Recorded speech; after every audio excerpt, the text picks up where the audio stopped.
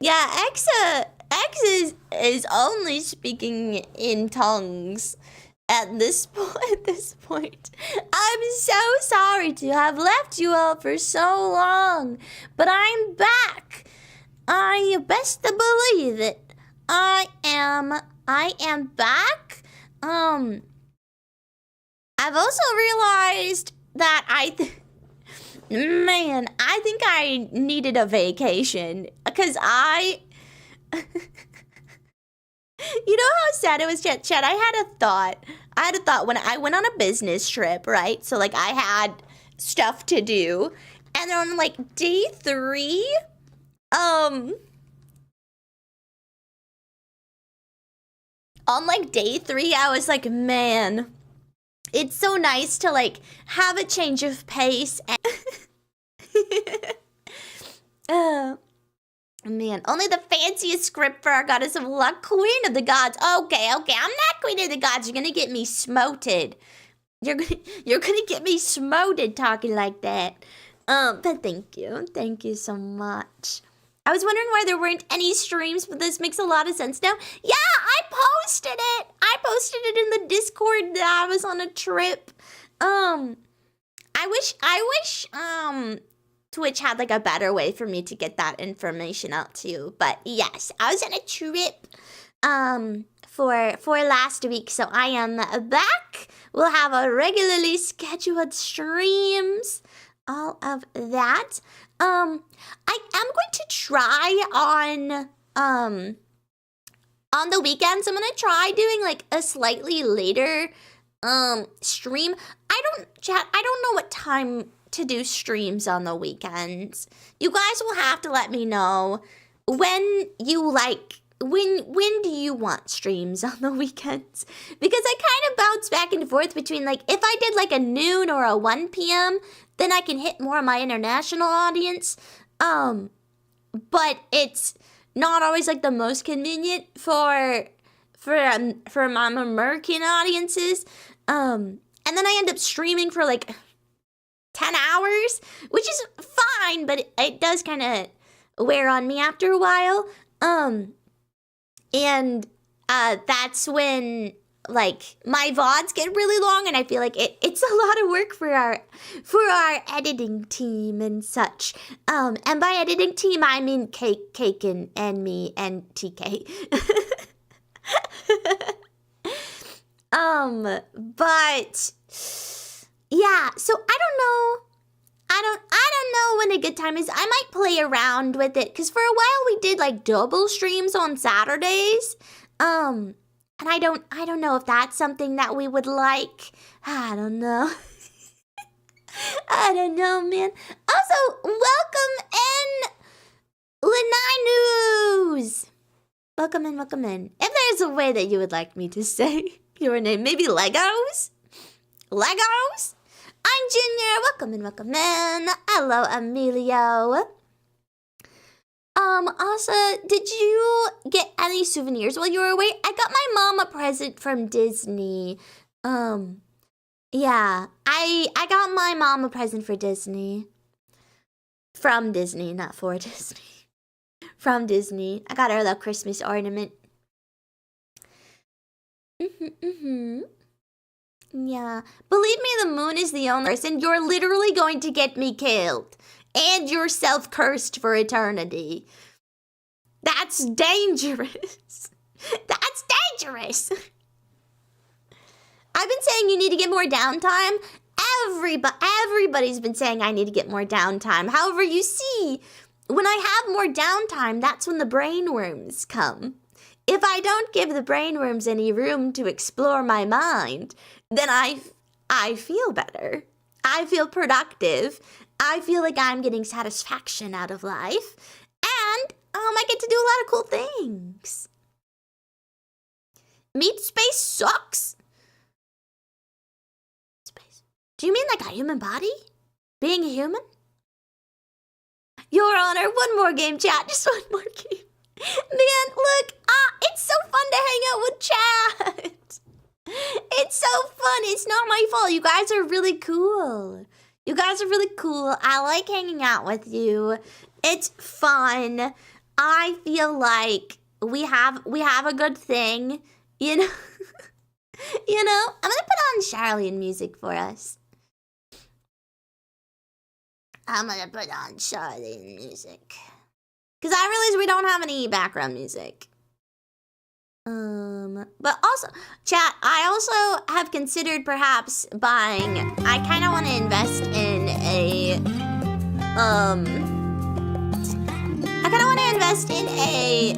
laptop so that I can do, I know this is gonna sound crazy.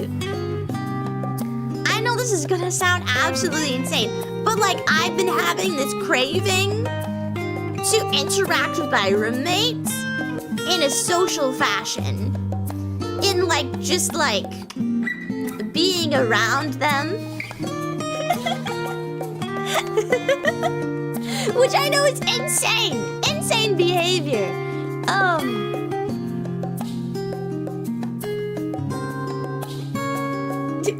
Keep talking, this is very good Among Us music right now. What?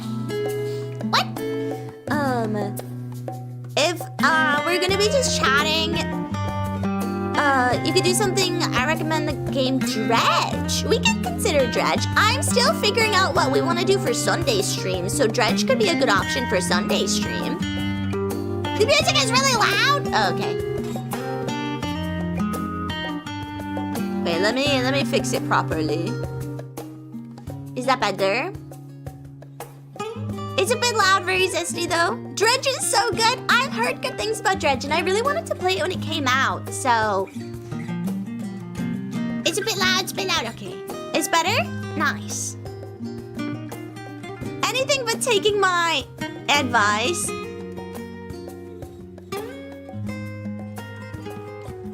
Oh, I didn't see that you said loud. Look, Cake, it's not my fault. Sometimes you get swallowed up by chat. Okay, chat, do I ignore everybody's messages every once in a while, or is it just Cake?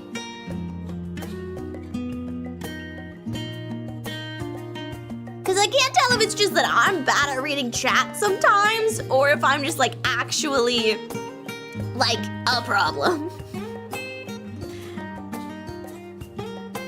That's why I use highlighting. The highlighting is really nice. Highlighting, or you can also like put my name in the message.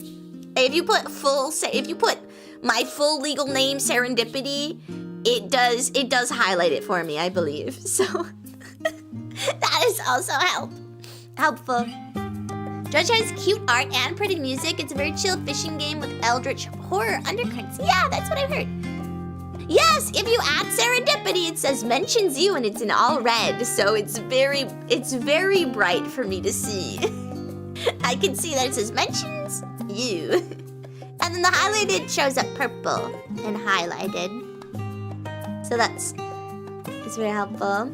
It happens to everyone, but many times when I'm giving solid advices, yeah, I have noticed that your solid advices do oftentimes get swallowed up. My bad. I'm so sorry. Okay, so today's stream is gonna be really chill and pretty yappy. Hi, Ugraf. Welcome in. Oh, is that not only for mods? Correct. Yeah, no, it's not only for mods. If you hit highlight, it'll turn purple for me, or if you at Serendipity, it'll highlight it. If you abuse it, I will send the mods after you, but I think it is very helpful if you guys do need to get my attention or something. If you're feeling energized, sire, you can play Warframe. Sire. Look, I thought about playing Warframe today, so we might still play Warframe. We might still play a Warframe. We'll see. But I feel like I've been yapping so much recently that I wanted to do just like a yapping stream. I also anticipated I would have way more to talk about after my conference. But I forgot that work conferences are pretty boring. So I don't actually have a whole lot conference-wise to tell you guys about other than my weird Uber driver. Oh my god, chat, you guys want to hear about my weird-ass Uber driver? I had some weird experiences. Hello, Brett Spencer. Welcome in. Okay, so, this was literally my last day, so my plane, first of all, I went on my trip, right, and, as soon as I got to the airport, I realized that I forgot to pack my medications, so I had to go the whole week without my ADHD medications and also starting to withdraw from my other medications, which was awful. I would not recommend that experience ever. That was rough. Also, thank you for the bread dispenser. Thank you. I finally got to upgrade to the master bedroom, and next month I should be able to finally get a PC. That's so exciting, Hope Skeptic. I hope you have a wonderful time getting a PC. I hope you have a wonderful time getting your setup. It's so nice to have your own space. Thank you for the hydrate and the posture check. Also, hi, Gremlin Forge.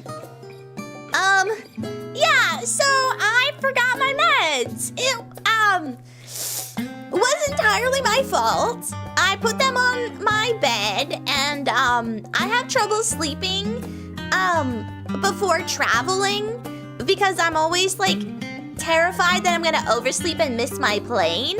Because like it's one thing if I like oversleep and I leave for like a road trip a little bit later, you know, like if I'm like, oh no, I left 45 minutes later than expected.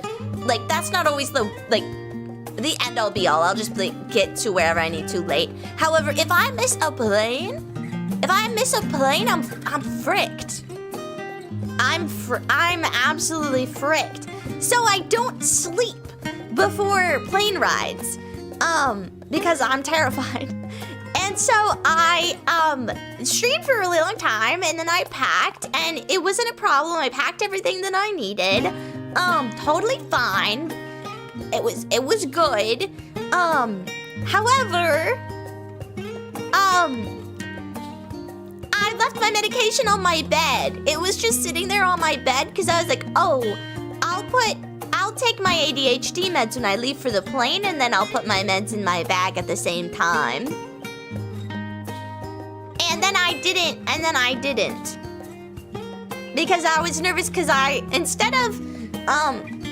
so usually my dad will give me a ride to the airport, right? Because he's a good dad. And so usually my dad will give me a ride to the airport. But, I was a bad daughter, and I forgot to tell my dad that I was going on a trip and would need a ride to the airport. And then I was too nervous to like just go over to my parents' place at 2 in the morning and like, can I get a ride to the airport? Cause that's obnoxious. And so I was like, oh, I guess I'll just get an Uber ride. So then I got an Uber, and the Uber driver to the airport, to leave to go on my trip. Wonderful. Didn't really talk, so quiet, grabbed my bag, put it in the trunk. So wonderful. Sorry, the boot for those of you who might need other terminology. He put it in the car for me, which was very nice. Opened the door. I felt very, very nice about it. Yeah.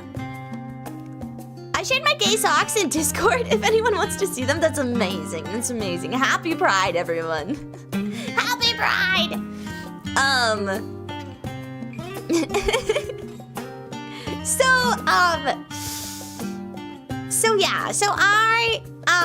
It was wonderful. Other than when I got to the airport, I realized that, I forgot my medication. So, then I just had, like, a sense of dread where I was like, technically I have enough time. I could take an Uber back to my house and then back to the airport. But I was like, man, I'm a little... What if there's not that many Uber drivers in my area? And so I was like, it's probably gonna be the same guy. And that's gonna be really awkward. It's gonna be, you know? And so I was like, it's okay. I would rather go through withdrawals than have an awkward social interaction with an Uber driver. So, I'll regret that. I think I would definitely rather have an awkward situation with an Uber driver than not take my medication for a week. So yeah. So I get to that. I also I got to the hotel. I stayed at the Holiday Inn because all of the nicer hotels were booked up by the time that I registered for the conference and everything, because it was late. So I stayed at the Holiday Inn, which was fine. It was a hotel, like, you know, like, it wasn't bad. It wasn't great. It wasn't bad. It's a Holiday Inn. Nothing too crazy. But so yeah, so then the conference happened. It was fine. I feel the conferences are super overwhelming no matter what. So I went to a couple sessions each day. And then I got to see some celebrities. They had some celebrity speakers. The guy who played Cyclops in the X-Men movies, he was there, and he spoke, and he talked about stuff, which was kind of cool. Spencer is beginning to believe. Brandon Spencer, thank you so much for believing. Welcome in, welcome in. We at the hotel, motel, Holiday Inn.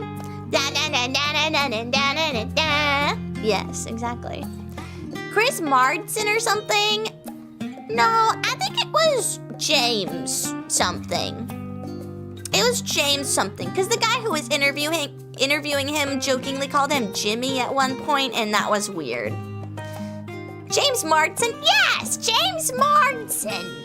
James Martin, he was there. He also threw out, it was kind of funny. He was speaking, and then the chair he was on, the back pillow was really awkward and way too big. So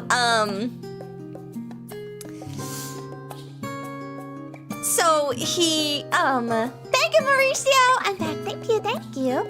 And so he took the pillow and was like, oh, I'm just gonna move this off to the side. And then the guy interviewing him was jokingly oh, you could throw it out to the audience.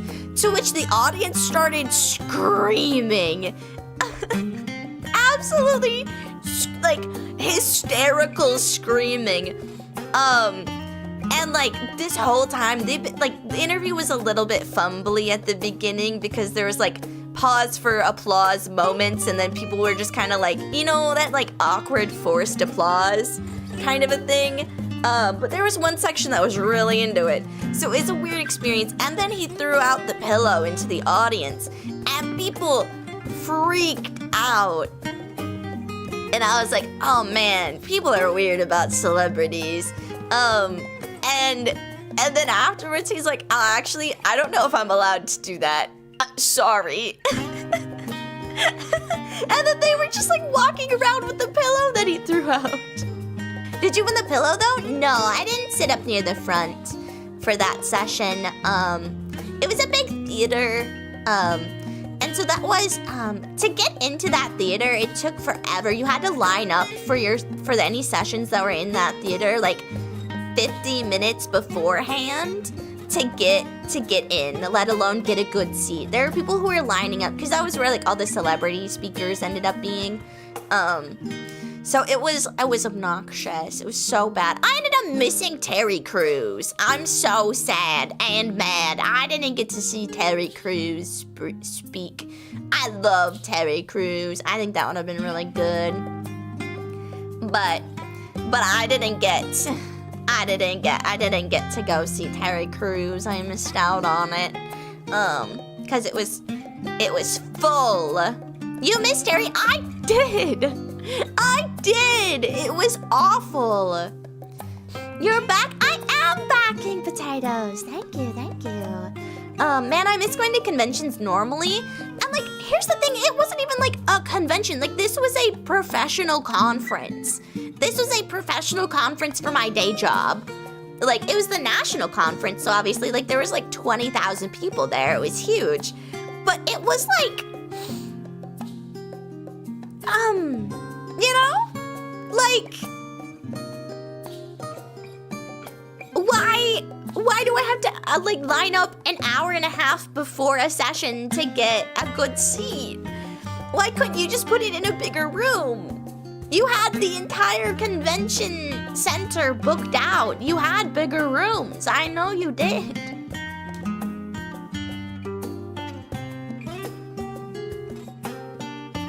Oh, there was also a Christina Aguilera concert. So I got to see Christina Aguilera, which was pretty good. She's very good at singing. And she comes out and she's like, oh, my plane had to get rebooked because there was a malfunction on the plane, so I'm a little dehydrated. And then proceeded to just like absolutely fucking crush it. So yeah. I was like, oh, that's what it means to be a professional singer. Is like, I'm performing under the worst of conditions, and I'm still giving you an absolutely killer performance. Because there's like a difference between like, I don't know, like a singer and an entertainer. And I've been paying more attention to these kinds of things recently, because as a streamer, I want to be an entertainer. So, like, there's a big difference between just, like, going up on stage and doing something versus, like, being purposeful with the entertainment you're providing. So, I've been studying. I've been studying the craft. And seeing, like, just, like, the presence people had. Like, even at this conference, like, the celebrity guest speakers that were there had such a different presence than, like, there were, like, a lot of experts and stuff, too, that were, like, here's, I'm presenting, like, factual research, and, like, here's a presentation on, a, like, case study, whatever, and just the difference in presence, and just aura. It's fucking aura, you know? That's what we call it nowadays. Aura. And just like seeing how they command the stage and like direct the audience is so different, because like when just like a normie walks on stage, they're looking to the audience for guidance all the time. And then when like the celebrities would go up on stage, it was like, oh, they're in charge and I just have to sit here and watch. And there's nothing to like, I don't have to be like an active participating audience member in the same fashion, you know? I don't know how to explain it. Performer is very different from singer. Yeah. Even stuff like that, an expo showing him is doing stuff like that. Yeah, I like going to them. I kick and scream on the way there because I realize I have to go be social. But once I'm there, I enjoy it. An entertainer has that piano melody playing wherever they go. Correct, yes. They literally just have like a band with them at all times. And it's not even, they didn't even hire them. They just people pull out instruments and start playing because they understand the assignment. Saren singing Christina Aguilera songs when? Okay, I don't know that I can tackle a Christina Aguilera song and a Celine Dion song. We're focusing on Celine Dion right now so I can get that. But I don't know. What Christina Aguilera song would you guys want to hear? She has, like, Christina Aguilera also has a really powerful voice, and like I don't know if I have the strength. Like, I don't know if I have, like, the strength and power to, like, I can hit the notes, right? But there's a difference between, like, hitting the notes and, like, power ballading through the notes, which is something that I'm working on currently because, I, for a while, was, like, singing, like, I can't focus on, like, being loud and being accurate at the same time, so I was focusing on working on my, projection for a while, and then I realized that, my tone was getting really bad when I was focusing on projecting a lot, so then I was like, okay, well, I'm gonna focus on my tone, so then the past couple weeks I've been working on my tone, and then all of a sudden my projection is really bad again. So, like, it's an upward scale, but, like, there's a bit of a sideways, backward slide and stuff. And I know that Christina Aguilera would also be a very challenging entertainer to do a cover song for. It's one of those standard background sound effects the old cartoons use all the time. The piano song, The Entertainer? No, I don't think I have. Will we get DMCA, like, it's happy birthday levels? We'll get DMCA'd if I play it, 100% is public domain? Okay, but, like, so is happy birthday. But everybody has their own unique version of it, so you can't actually ever play it. Because it's, you know, like, it's public domain, but everybody still has the copyright of their performance of it. Yeah. Both do Christina Aguilera, do Celine Dion, and Aurora in one night. I physically do not think that I can do Aurora at this point. Maybe I could train into it, but there's no way. There's no way I could do Aurora currently. That would be like a years down the line kind of situation.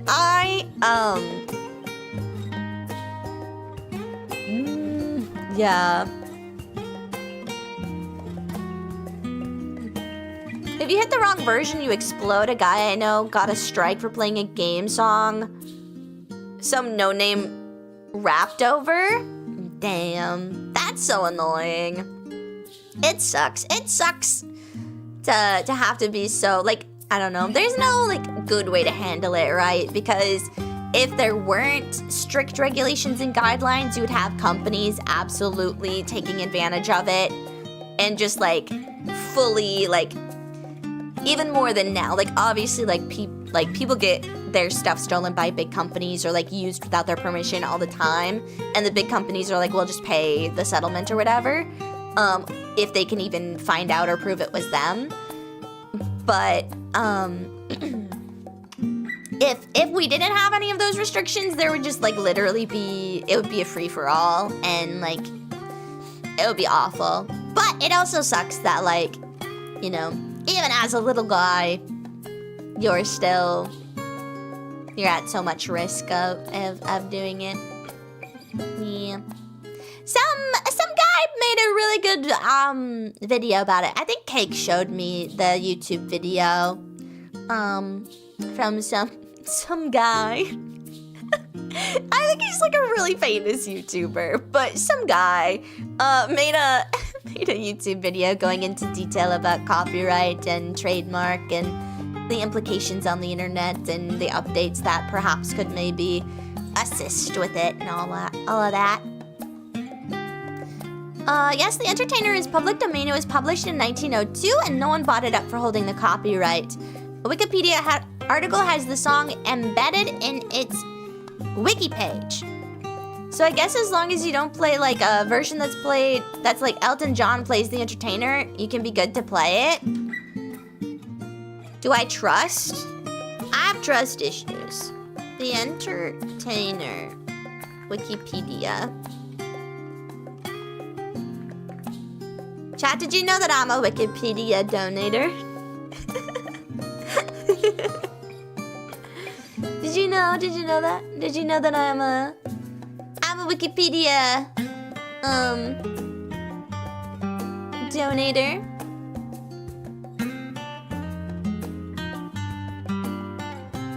Okay, so the sound file that's embedded is by Og Vorbis. Is that? And it's circa 2007. It was performed in 2007, which means that the performance of the song is not public domain.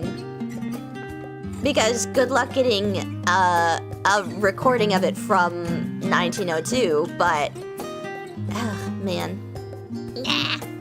Maybe, we'll see. Do I feel like being spicy on my first day back? Yes, you say that whenever it pops up, LOL. Saren Boomer, look, Wikipedia is an important source of information. And I don't want anybody to,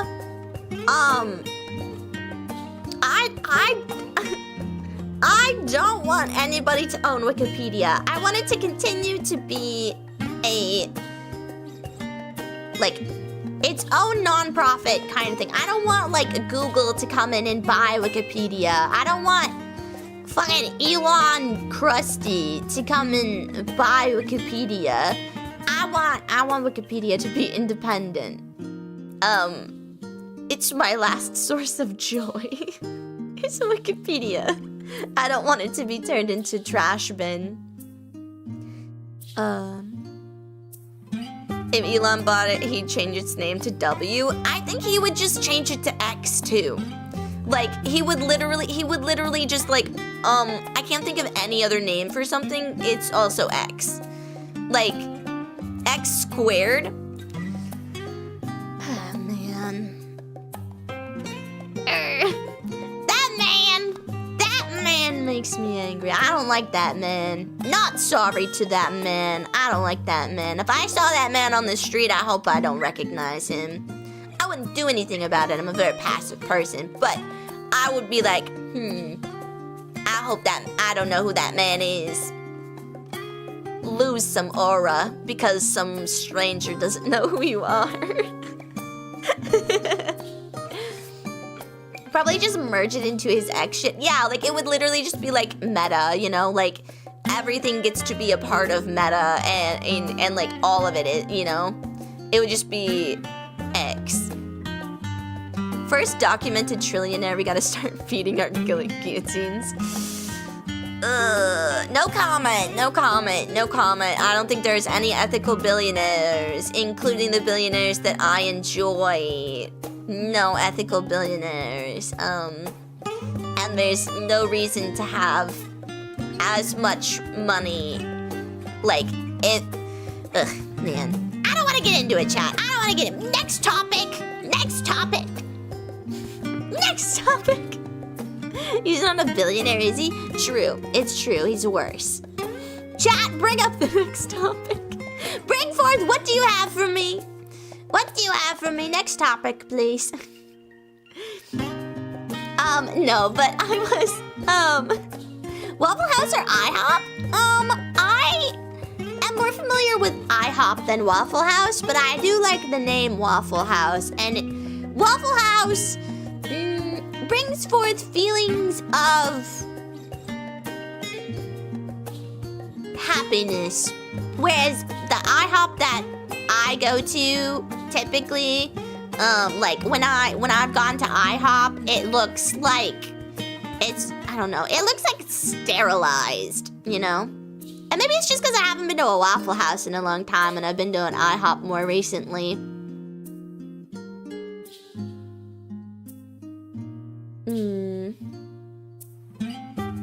Are gay bald and straight bald two separate hairstyles? I feel like I'm not the expert to make a comment on that. on that. But there are definitely different varieties of bald hairstyles. Cause you've got shiny bald, you've got matte bald, you've got like, I don't know, like, there's like smooth cue ball bald, and then there's wrinkly bald. You have Aaron Paul bald. Wait, is that a person? Is his last name Bald, or is he bald? Aaron Paul. Aaron Paul. Is he bald? Oh, that's just like a buzz cut. It's Jesse Pinkman. Thank you. He's an American actor and entrepreneur. I don't like that everybody calls themselves an entrepreneur. Now that we're talking about my hot takes and things I don't like. I don't like... Hot take. I don't like it when people call themselves an entrepreneur. I don't like it. I need something more concrete than that, you know? Oh, he's married. That's nice. You have someone who loves you. Or is at least in a legally binding agreement to be with you for a set amount of time until said legally binding agreement is terminated or your life is. I sold lemonade on the sidewalk. I'm an entrepreneur. I loaned somebody $1. Call me an entrepreneur. Yes, but actually, that is how people are. Or like, they're just like, I have a concept of an idea of a business. I'm an entrepreneur. And it's like, we need to like have some restrictions on what do we consider an entrepreneur, right? Call me the ultrapreneur. Yeah. Are you an entrepreneur or are you a entrepreneur?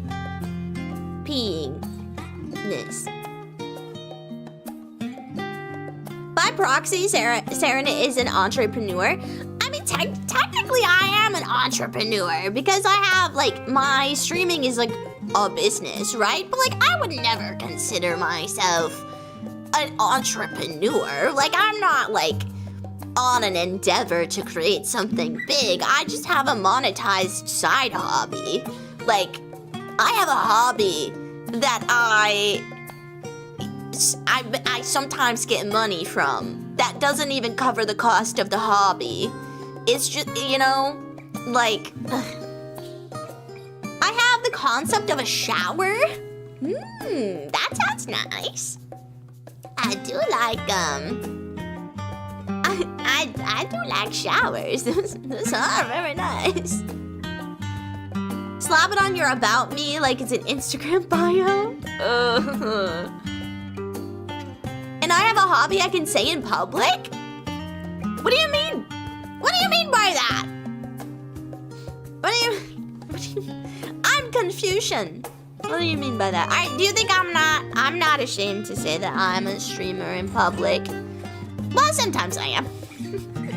But it's more of like a privacy thing than anything because like I was a little bit more open about it when I first started with people around me.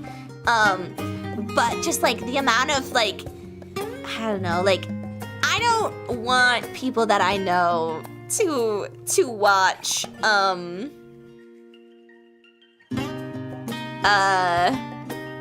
you know, like I don't want people I know to come in and watch my streams. This is my space to be me.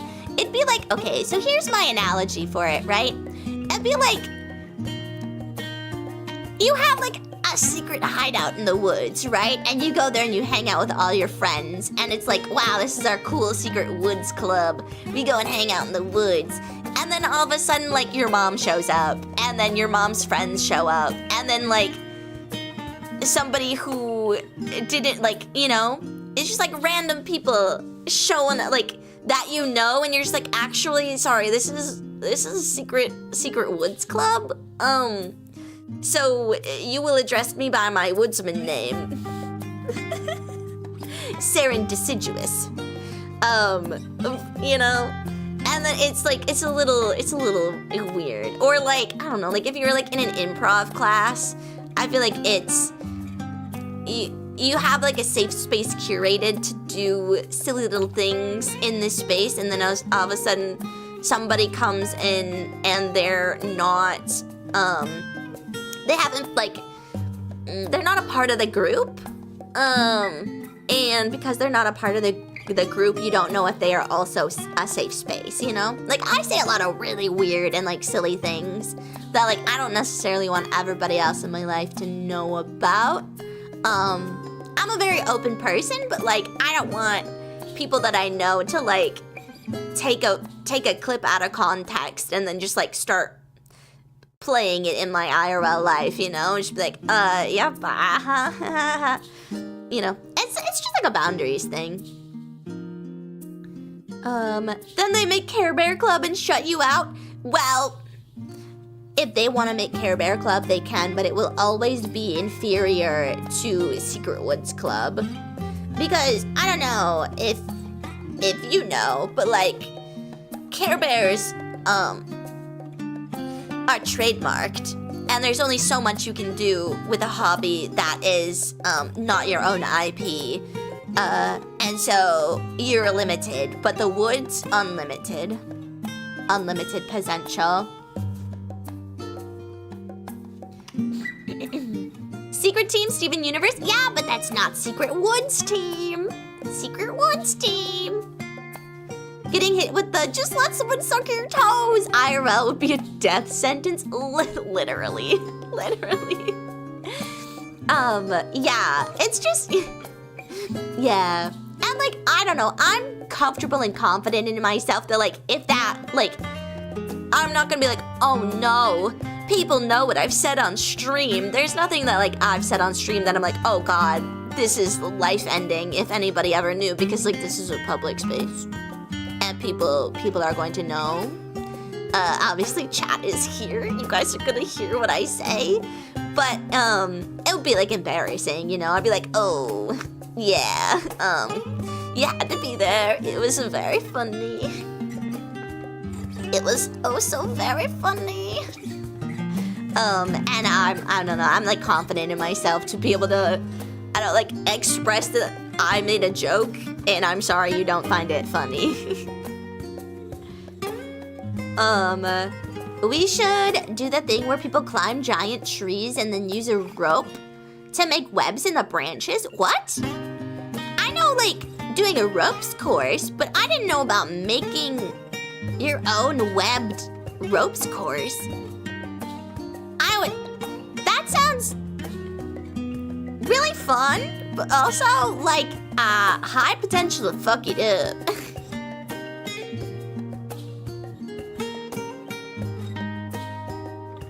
Oh, sometimes my... Ignore that comment? I mean, have a better comment and I'll read it out. Like, coming into a VTuber stream and then saying, oh, LOL, I would be ashamed to call myself a VTuber is a pretty boring take. And so I have better things to talk about, like sucking toes. It's a whole hobby, making webs in the forest? They climb into the high branches of these 130-foot what is that? Did you fuck up that word or am I illiterate? And build webs to hang out in. That's really cool. That's so cool. Thanks. First I've heard of it. Yeah, same here, honestly. I'm not surprised that a hobby like that, I'm not surprised that a hobby like that exists, but, there's also just, like, not a lot of outdoor activities, that I know about. So, yeah. hobby of making human-sized webs in trees is commonly referred to as tree webbing, space netting, or building tree nets. It involves hand-weaving strong ropes or paracord into massive hammock-like suspended webs between trees that serve as suspended hangout spaces, play areas, or giant art installations. That's so fun! I like that a lot. I like that. When I first tried knitting, because my grandma was a really, really good knitter, but I did not know how to knit when I was a wee baby child because obviously, I didn't know how to do anything. So when she was teaching me how to knit, I was fine. Like, she would get it started for me, and then I would knit, and I always ended up, I was trying to make a scarf. I just wanted to make a scarf, and what ended up happening, was I would make a hammock for my Beanie Babies every time, because I would fuck it up so bad. So that, I like that, because that reminds me of my grandma and my childhood, where I did not have any responsibilities, and that was a wonderful time. I like trips on the beach. Me too. I love the beach. I love the beach. I love the water. I'm fine with lakes or oceans. I think I prefer the ocean, just because I like how expansive it is. I probably would like the Great Lakes, because I really like water when, like, you look out and then there's just, like, water forever, you know? Like, all of a sudden there's just, like, nothing. It makes me feel happy. It makes me happy. I love lakes. Yeah, lakes are great. Why did everyone move to YouTube? There's only a couple people over on YouTube. YouTube is the quiet chill chat. A lot of the YouTube chatters are pretty chill, and then all of a sudden some rambunctious rascal comes in and they're like, LOL, I'm funny. I'm so funny. And then they actually have a lukewarm and pretty bad take, and then pitch a little fit when I don't actually interact with their comment, and then I'm like, actually, YouTube is for the calm adults.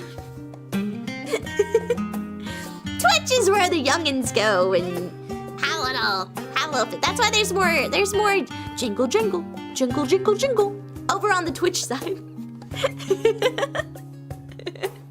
because Twitch chat needs a little more jingle jingle. And the YouTube chat is just happy to be here. We love gambling. It's true. YouTube chat loves gambling. Long time no see. Hi, T-Punk. I was only gone for a week.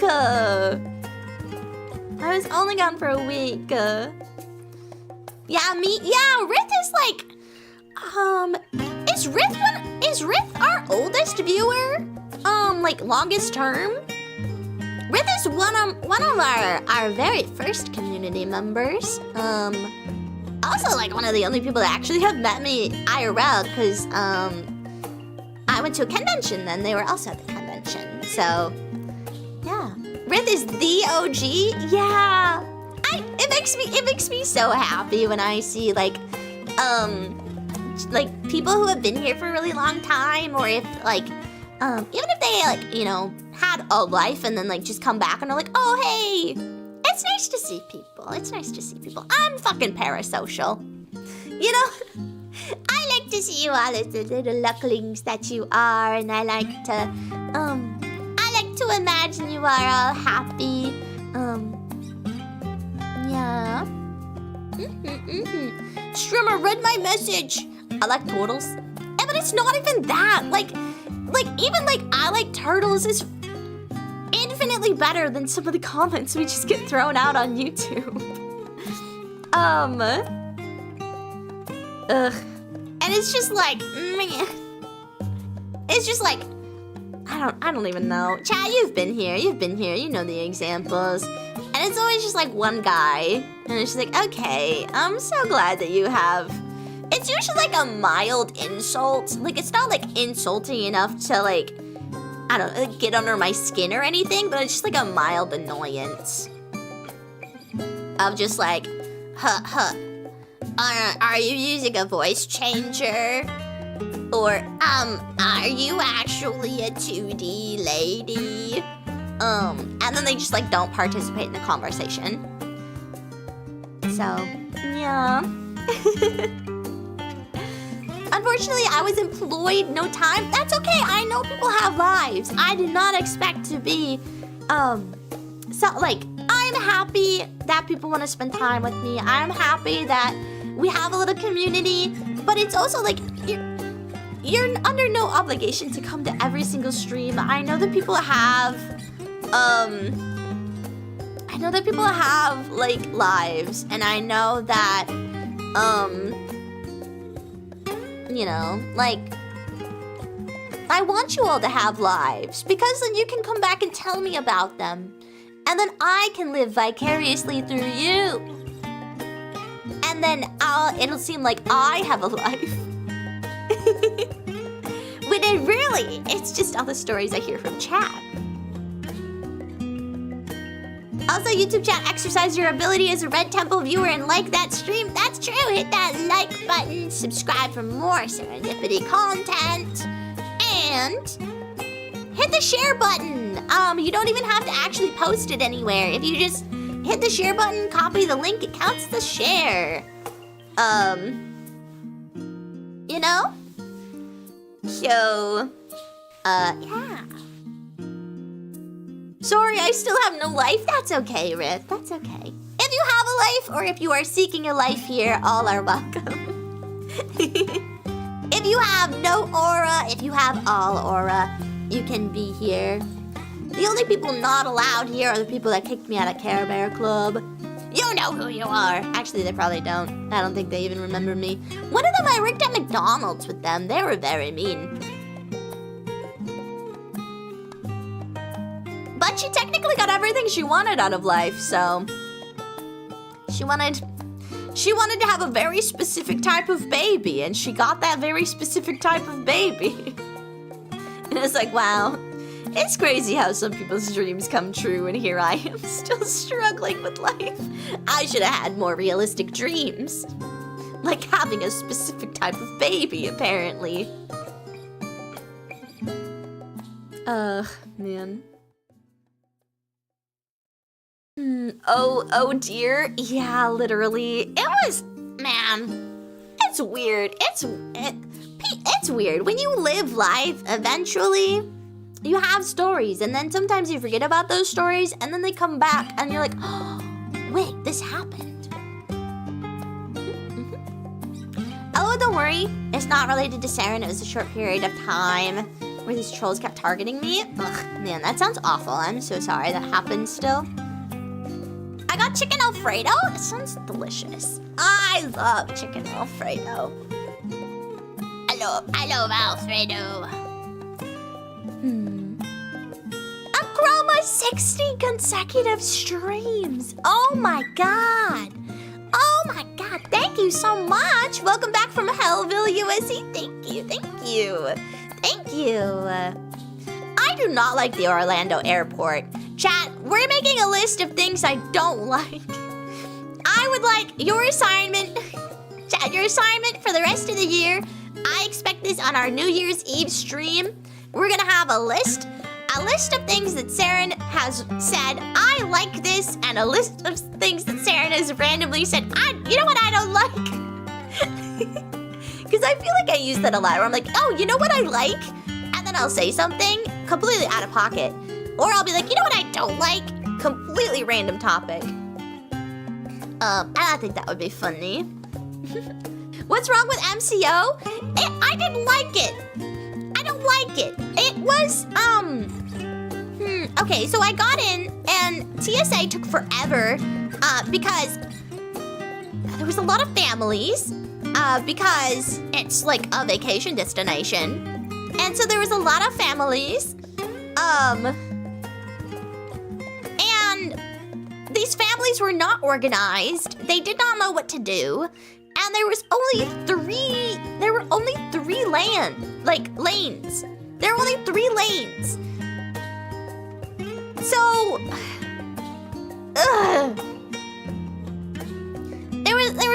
just like... So I had to sit there and wait forever. And then I had to take out my laptop from my bag, and I don't like it when airports don't have the advanced machines where I don't have to take out my laptop and put it in a separate bag or a bin. I like to just not, I like to not do that. Then the, I didn't like the gate area. I didn't like the gate area, because it was a big square, and also there's a hotel. I can't imagine that, like, you're at a hotel and it's like you're above the gate, like the entrance for the airport. That's awful. I wouldn't want that. I hope it's just people who get their flights delayed, but also why do you have so many people get their flights delayed that you need a whole ass hotel? That's crazy. And I don't know, I didn't like that. Put that on the list of things. I didn't like that. It's Orlando, we have the mouse. It's true, you do have the mouse. I did go to Disney World. But also we were supposed to get picked up, and we were supposed to get picked up from our hotels and brought to Disneyland as a part of the conference.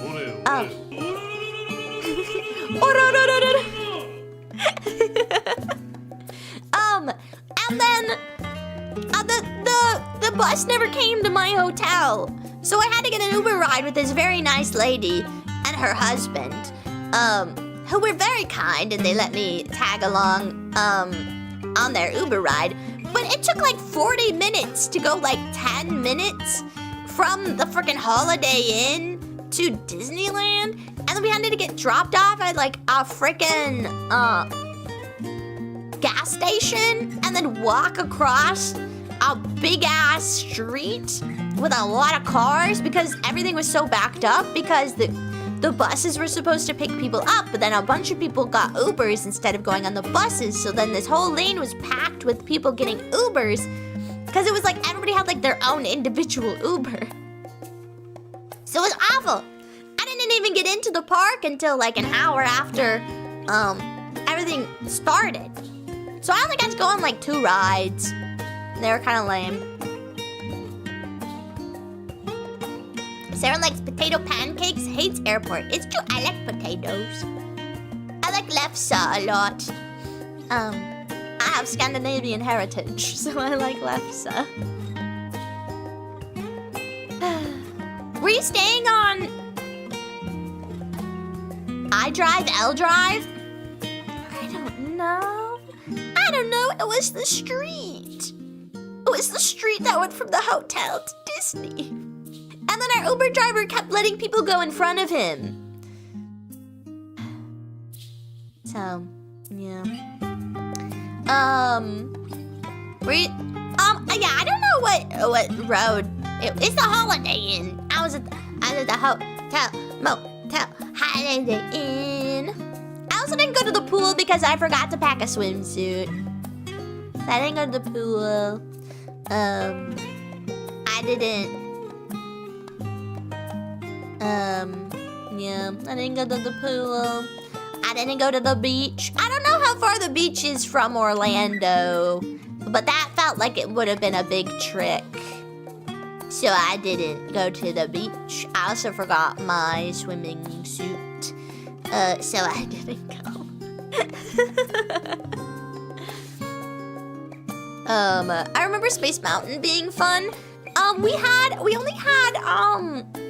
There was only Hollywood Studios that was blocked off, so I went on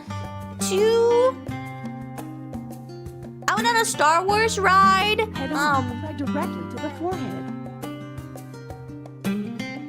What are you putting on my forehead? Hello? What are you putting on my forehead? Hello, Shielded Leaf. Welcome in, welcome in.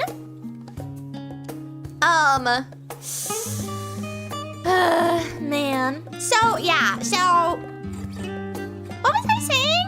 I got distracted by something being put on my forehead. Orlando. The beach. Big trek to the beach. Didn't do the beach. Oh, I went on rides. I went on, it's the... What Cheese? Cheese? Cheese? I can't even reach it. I can't.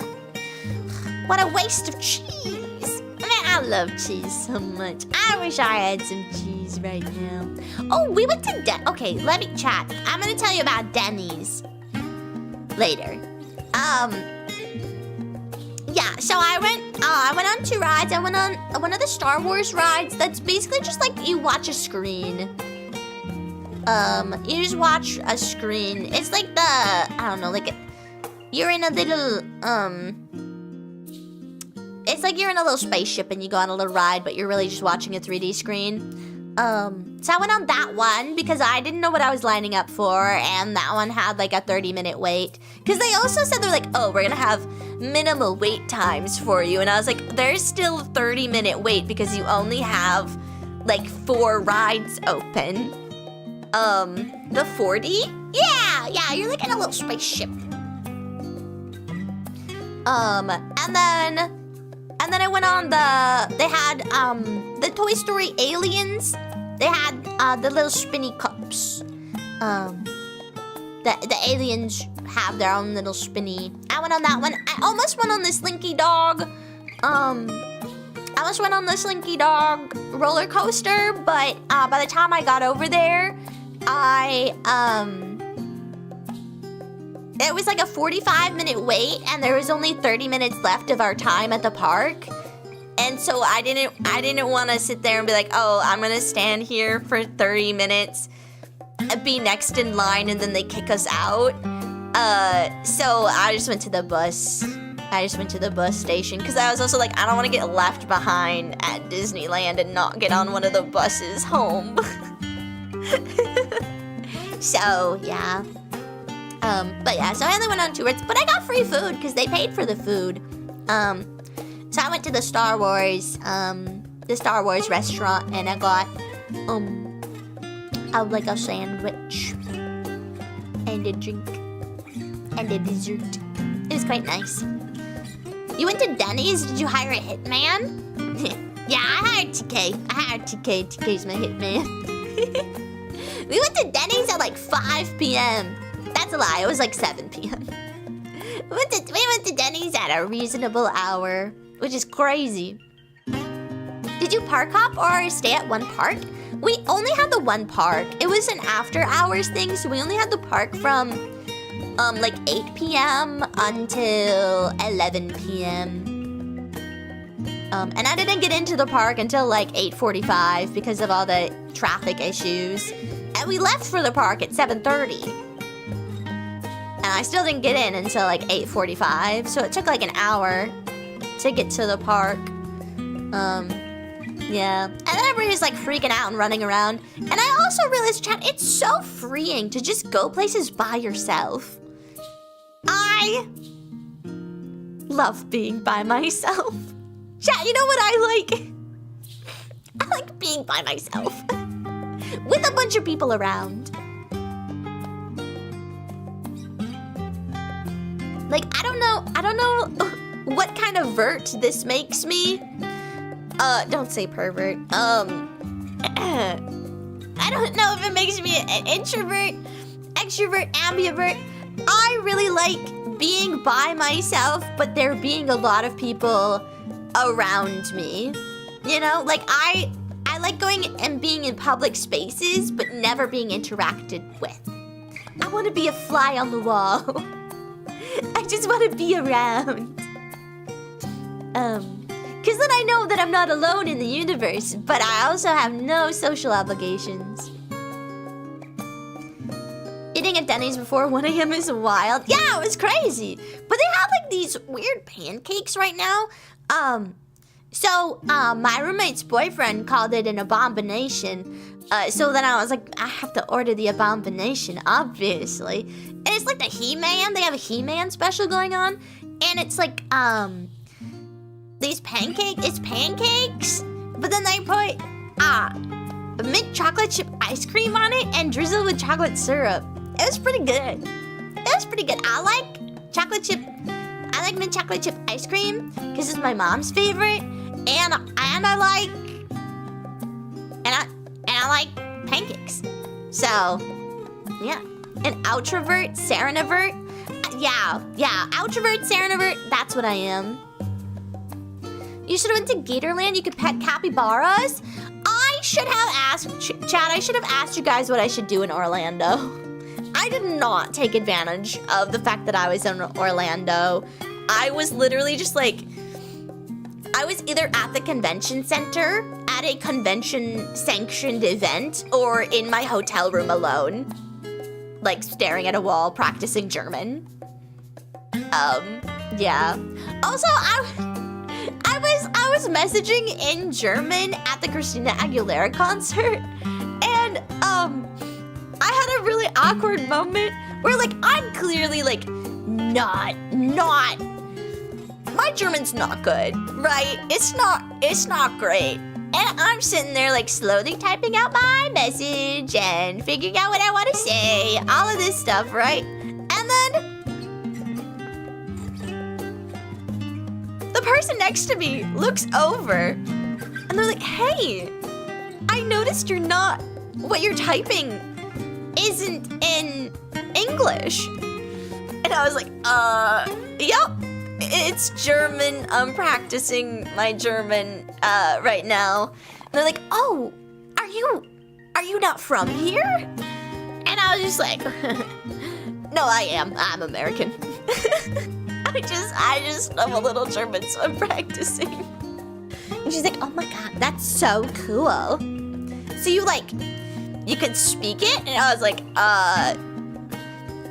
no.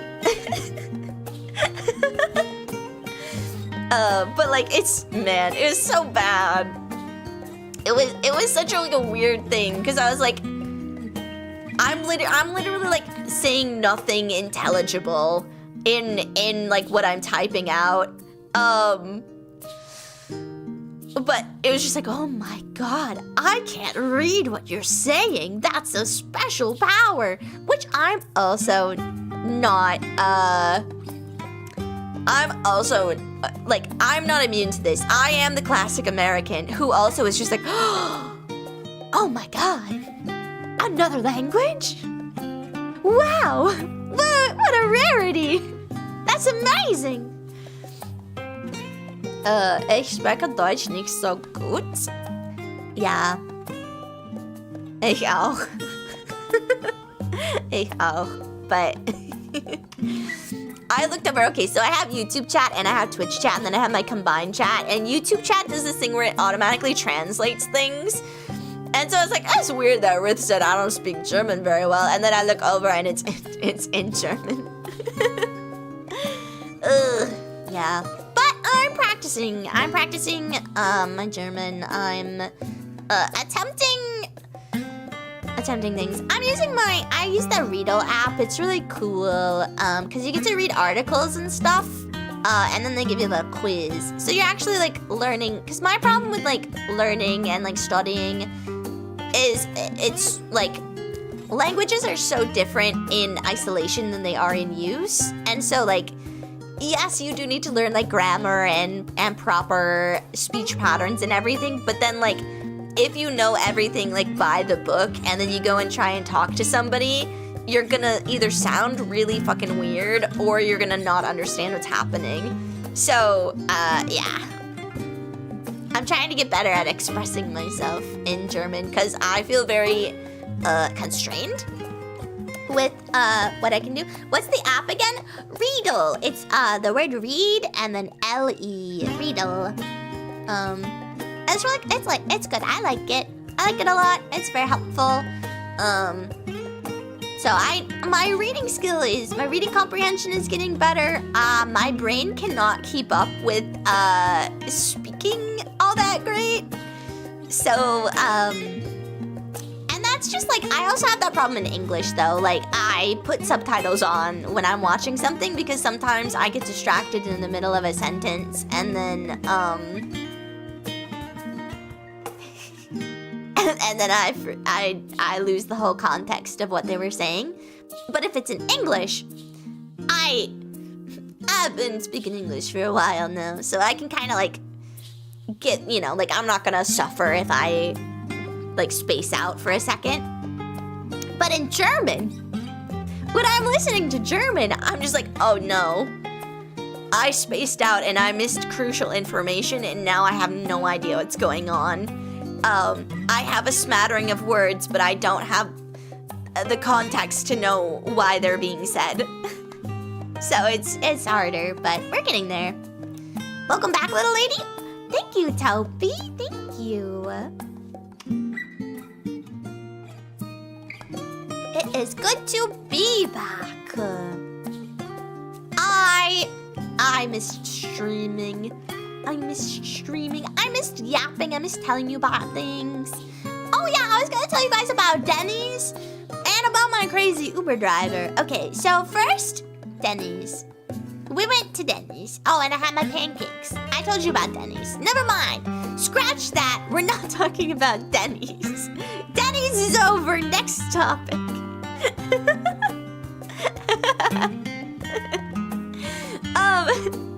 Okay, crazy Uber driver. Chat, I'm really natural when it comes to conversations. I want you to know that I'm like a really good conversationalist, and it's just a joy to have any sort of conversation with me. It's so natural. You never know what's coming next, but you're always happy to be there, and it's just wonderful transitions. It all flows together so wonderfully, and then all of a sudden 2 hours are gone and you're like, oh my god, what a wonderful conversation.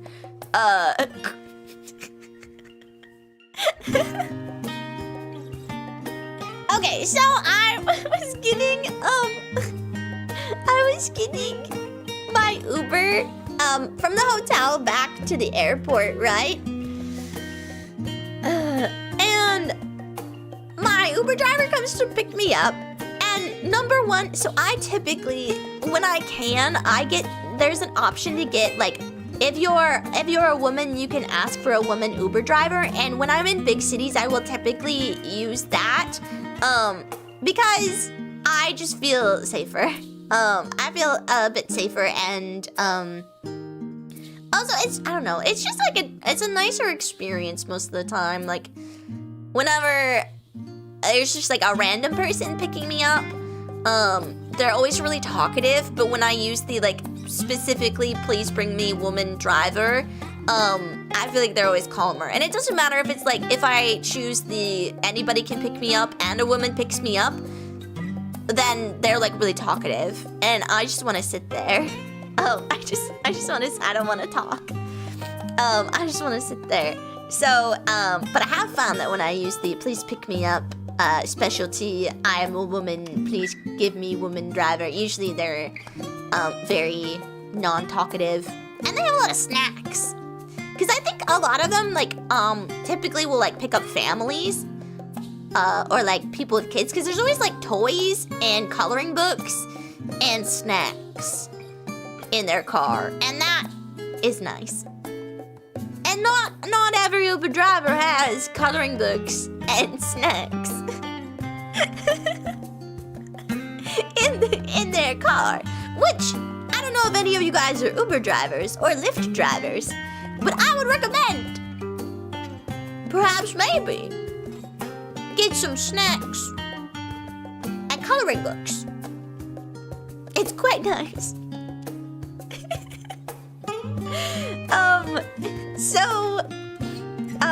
So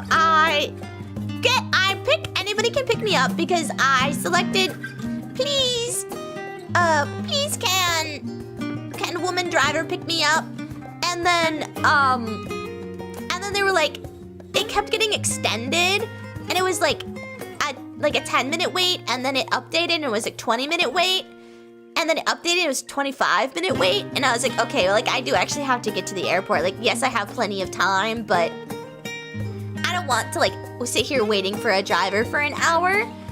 Maybe there's just like nobody who has that certification driving right now. So then anybody can pick me up, which is always a wild card, and freaking wild card Willie picks me up. And I get into the car, and then it's the classic, oh, where are you headed? Where's home? Oh, wow. Yeah, well, how'd you like it here in the place that you're visiting? Which is fine. It's fine. And then Saren in her child seat coloring. Look, it's very nice. It's very nice. I like it. I like when there's Etch-a-Sketch too. I really like there's some people that have Etch-a-Sketch. Not gonna lie, reminds me of when I went to Florida too. Yeah, I mean, I think it's just like a big city thing, you know? So I get in there and it's just like casual conversation, and then all of a sudden, okay, here, let me pull up. I DM'd the stuff, right? I DM'd, because this was actually insane. This is oh god, I'm gonna have to search it. Man, we talk too much. This is a very talkative friend group. Uber. Nice, found it. Okay, cool. Okay, so here are the highlights from my Uber drive, right? It went from where you from, blah blah blah, to all of a sudden, men these days don't know what commitment is. I remember when I was 18 and I got my wife pregnant who was 14. I don't know if you plan to get married, but ... And I was like, why are you talking? Please stop talking. Please stop talking. It was terrifying. Absolutely terrifying. And I was like, okay, that's nice information. And then he's like, oh, how old are you? And I was like, well, I'm this age. And he's like, oh, wow, you look about 20. You got good genes. You're pretty lucky. And I couldn't even enjoy the little hee hee ha ha luck mentioned because I was like, why are you? I don't like the way you said that. I don't like the way that you said, oh, good genes. Like, why you have to say it twice? It's so scary. So yeah. Just give them the stare like the whale. Yeah, I literally kind of checked out. I was just like, oh, okay. Yeah. The whole time. I was just like, I don't know. I worry because like I tell I have a daughter. I tell my daughter that, don't forget that you are the prize. Don't settle for any man. You are the prize. And I was like, actually, like, I didn't say this out loud, but like in my head, I'm like, actually, I don't think anybody should be the prize in a relationship. I think it should probably be like an equal and mutual understanding between two people who care about each other in a pretty equitable way and agree that they would like to build a life together. And sometimes you have to prioritize each other's things a little bit, but it's for the greater good of being together. And so I was like, man, I hope I make it to the airport and I don't end up just like getting shilled off by this guy to one of his. He also has like 8 kids. I was like, man, I don't have time for this. Remember, a thumbs up on an open palm, face up is the global hand sign for help in these situations. Yeah, except for some airports, you have, you tuck your thumb underneath, you tuck your thumb under your palm, and then and then close your fist. That's also a sign for help at some airports. So, keep that in mind as well. Yeah. So he's like, good genes. I tell my daughter she's the prize. And I was like, okay. That's very interesting. And then he was commenting, he's like, yeah, my son hasn't settled down yet.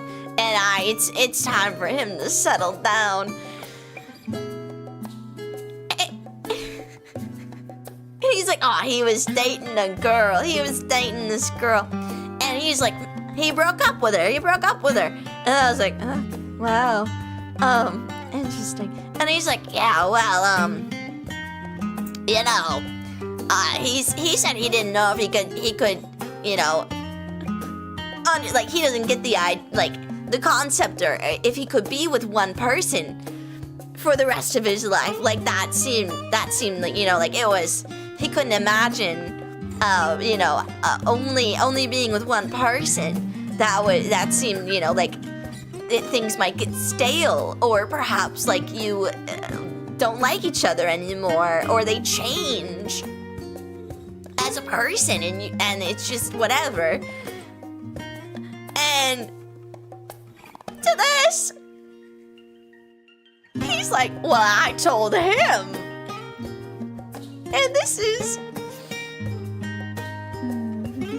I told my son, you know, your mom can still make me squirm like a pig. And to that, I was like, please be at the airport. Please be at the airport. Please be at the airport. Why? That was absolutely a, like, why is this happening kind of moment. That was it. I was like, burn it down. No, drop me off at the side of the road. I did not want to hear that. I didn't want to hear that. Did not need that in my life. And now I have that in my life. And now you do too. Is beginning to believe. Thank you so much for believing. And now I suffered, and now you must suffer a wild card Willie Uber driver.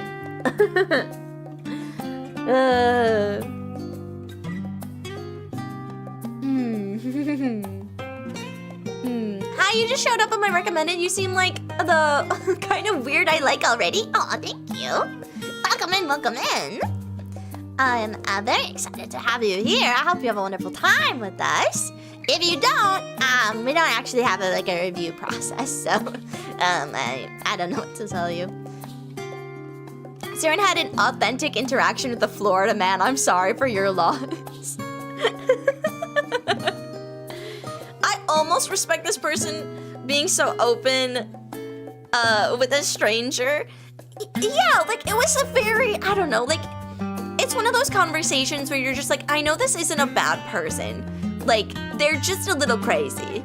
Like, they should not be saying the things that they are saying to me, but they have good intentions. Like, cause talking about his family, clearly loves his family very much, and like, seems like a really, like a pretty decent dad. You know, like letting his kids know it's okay if they want to stay at home for a really long time, that's fine. Like as long as they feel like it. Like, you know, I want to support you as much as I can, kind of stuff. So like that was really nice. But then it was just like out of pocket comments, like when I got my wife pregnant at 14, and I was like, that's interesting. Or like, well, I told my son, your mom can still make me squirm like a pig. And I'm just like, you didn't have to say that. I didn't need to know that. Serendipity 42? What do you mean 42? The answer to life? Isn't that 42? Usually them older folks like to share their life, speaking from experience. It's true. The older I get, the more I want to yap about stuff too. Also, I realized I'm a pretty sad, like my life is kind of rough. Like when you just like lay it out. Cause I was talking to the couple that I got an Uber ride with to Disney World. I was talking to them, and just like stuff in my life would just like casually come up. And it was like every time. So it was something tragic because they happen to live in the same area that one of my uncles is from. And so it's like, wow, what a crazy coincidence. There's really like not a lot of people from this specific area, and your uncle's from there? Wow, that's so crazy. And then I was like, yeah, that uncle is used to also work for this very specific place. And then that uncle had a stroke, so now he's he's living with my parents for a while he recovers from his stroke. And it's just like, oh, I didn't mean to be a little depressing there, but oh well. And then later on we're talking about something, and then it was like, oh well, you know, I broke off my engagement because I was in an abusive relationship. And it's like, okay, I don't mean to I didn't mean to say that as like a downer. That's just, if you wanted context, that's the context. And it was just like things like that kept coming up, over and over. And I was like, oh no, I don't want to seem like a tragic, sad person. So then, because I hadn't been taking my ADHD meds, of course, this was like by the end of the week, right? So we're like by the end of the week, and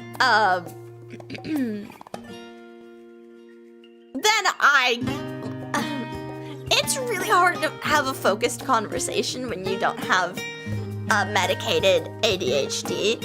And so then I was like, oh, it's really good for me to be honest. I should be honest and open. So then I was like, man, I hope I don't seem like a big Debbie down. Like, I hope I don't seem like a big downer. And I ruin the mood. I just have a lot of things that have happened in my life, I guess.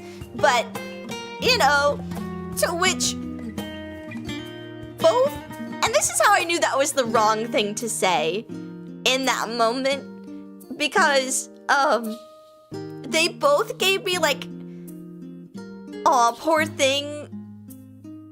You know that look where it's just like really pitiful? Like it's like that pity look.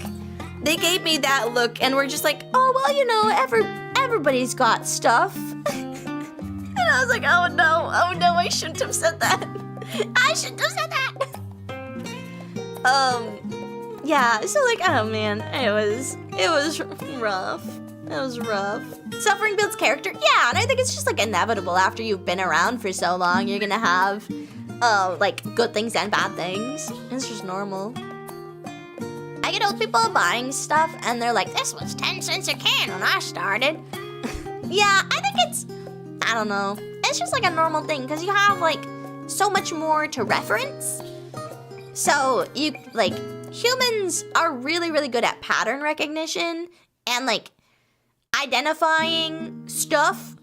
So it's just like human nature to be like, this is different. This used to be a different way. And then as you get older, you have way more stuff that you can reference. And so it's just like, after a while, everything is slightly different. And so you can basically point at anything and be like, that used to be a this. And then you just sound really old because to the people you're talking to, it's always been a this. And whatever that is, you know? Serendipity, I like catching people off guard with my dad's dead, and then they're like, oh, I'm sorry, and I just go, I'm not, couldn't stand him, and that usually ends the unwanted conversations. See, I think I have just like, I think I just have like a very like pitiable face. I think I just have like permanent sad girl face. Because even when I try and like brush off the pity, they just like pity me more. They're like, oh, I pity you for not wanting to be pitied. And I pitied you. And like, I don't know what to do with it, you know? I don't know. Become an entrepreneur.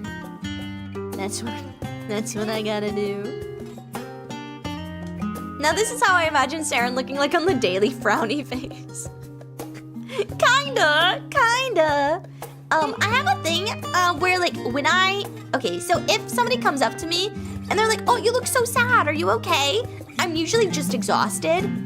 But if somebody is like, oh, you look really tired, I'm usually on the verge of tears. Like, I'm so sad. And I don't know what it is.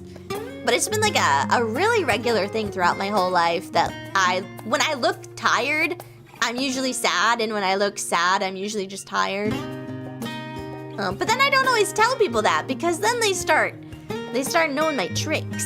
And I don't always want people to know when I'm sad because I hide my feelings.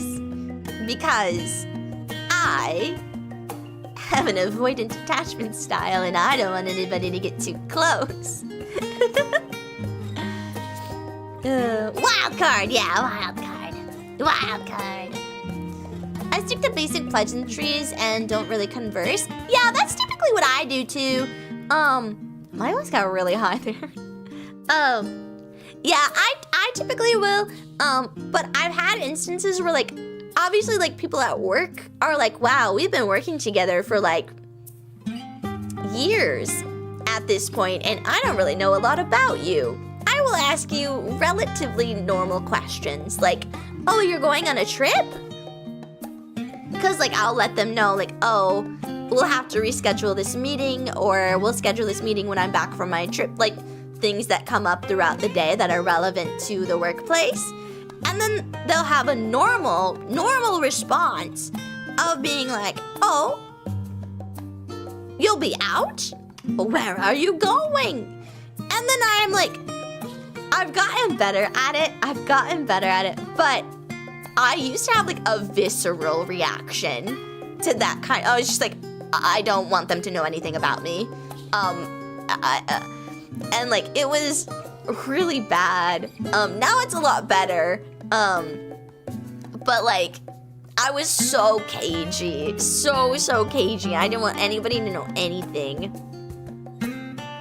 I'm going to none your business. Yeah, I'm going to none ya. I want to none ya. Oh, where's that business? None your business. So, yes. No, I'm more open. I've done a lot of healing over the past couple of years, so I'm a lot more comfortable, more confident. But it is sometimes like kind of weird to like look back and realize how bad it was. But it's also nice to see that like I've done a lot of growing. So yeah, positive with the negative, positive with the negative. There's always a little bit of positivity in everything. Is there anything else? I think that's pretty much everything that happened on my trip. I don't think I have any other anecdotes for you about my trip anyway.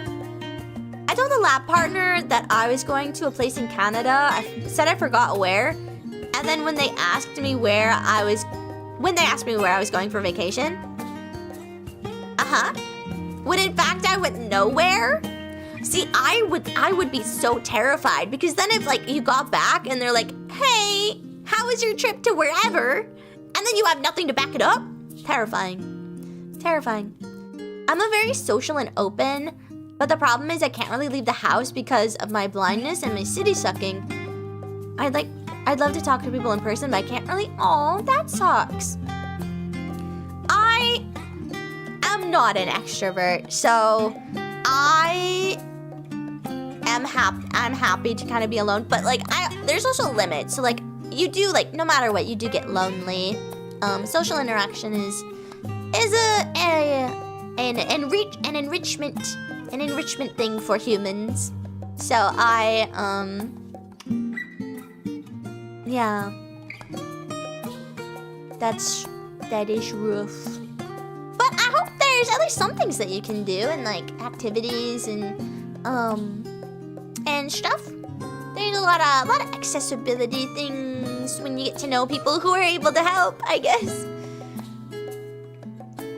My roommate slept with me last night. That's nice. Is your roommate your dog? I feel like this is coming with like a punchline. What's the punchline? I had that happen because I didn't know how to explain a VTuber convention. Yeah, like that's literally like some of the instances where I'm like, I don't know if I want to tell this executive director that I'm going to a VTuber convention. So I usually just say like it's a anime convention or like a like a show like a media convention or whatever. The Blarg Man, welcome back. Thank you. Thank you. It was too hot and he doesn't have AC yet. We shared my bed because I have an AC. Yeah, that makes sense. That makes sense. Lucklings don't have romantic lives. That is not the community I've curated. Happy, well-adjusted social people in a serendipity chat? No way!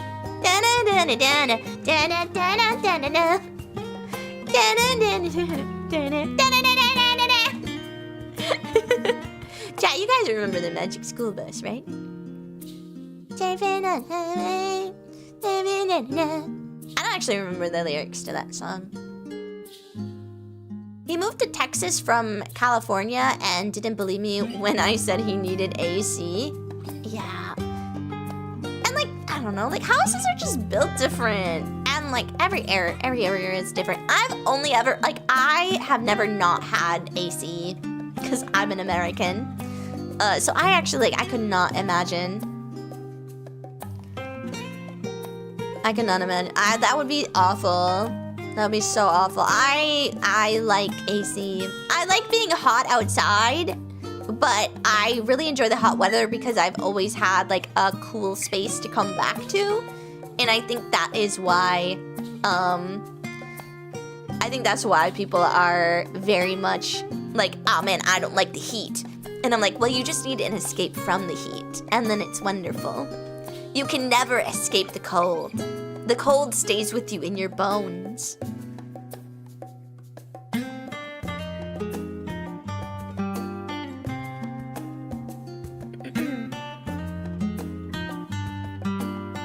If you're ever in my swamp again, ping for a DM or a suggestions. Okay, Ark, thank you.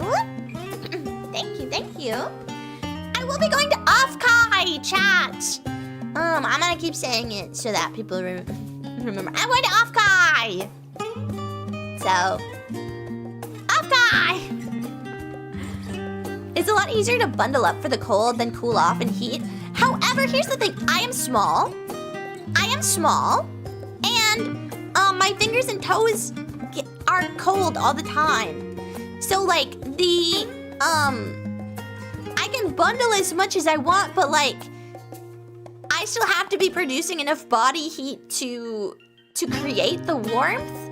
And then as soon as you move and there's a breeze, all of the hot air that you worked really hard to create is just gone. It's just gone. Cameron_Porky21 is beginning to believe. Thank you so much for believing, Cameron. Welcome in. Small people actually retain heat better? See, you'd think that, but I don't. I'm always cold. So I like the air to feel like a hot blanket. You might be an X-Men. That could be cool. I could be X-Men. I could be Agent S. I know that's a completely different franchise, but I went, that's where my brain went. Was just like, X-Men? What about the Men in Black? Yeah. Are you sure you aren't anemic? I'm pretty sure I'm not anemic. I donate blood. And they don't tell me I'm anemic.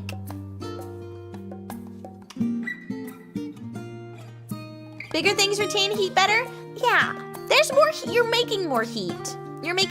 I'm always cold. But I do have really short toes. Cause my people are from the tundra, and so if you have long toes, you're gonna get frostbite and then lose your toes. That's what I think. It's selective adaptations. Sarah, I missed you so much. Even my eyes were dry of not seeing you. Oh, welcome back, Nipsel. I'm glad to be back. Welcome and welcome, and that's so sweet. Thank you, thank you. Yeah, but I'm always cold, and yeah, I can't,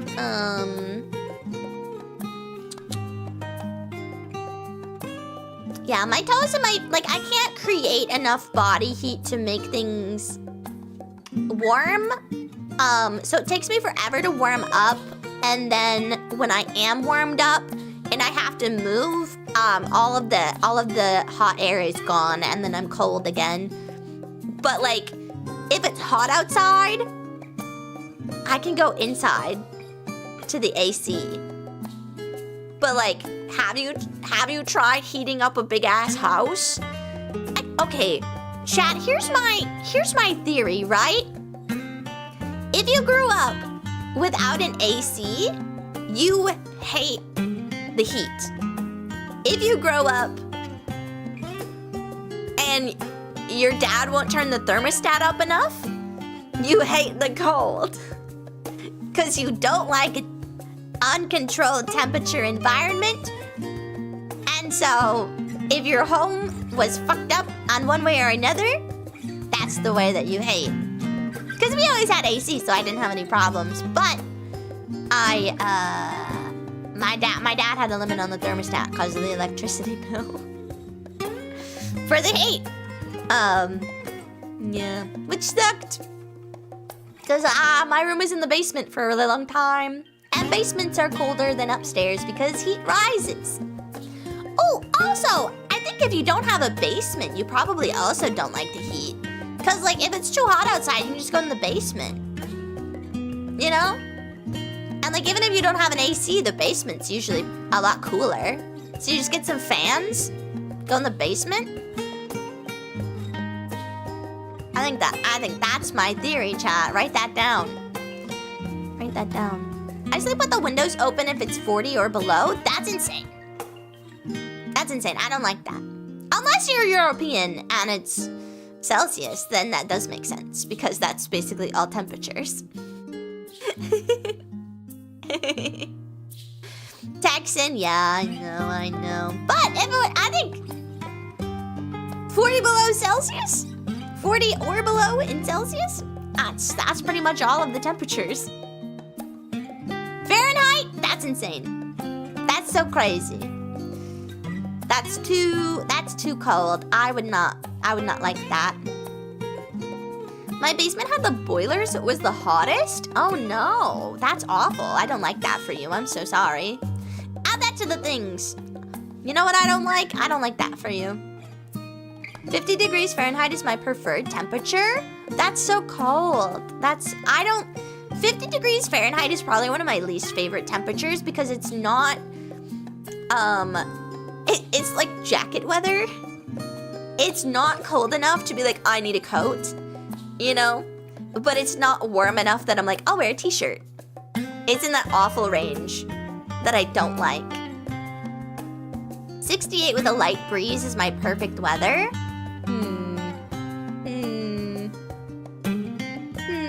That's some April 3rd, March 3rd, whatever it is in Miss Congeniality where they're like, describe your perfect date. And she's like, April 3rd.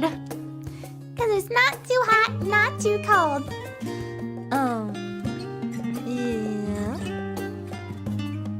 Spring 65 to 68, can't go wrong. I like it 80. I like 80 degrees, humid, slight breeze. That's what I would like. I will say that a slight breeze is nice. Not wind. I don't want full wind.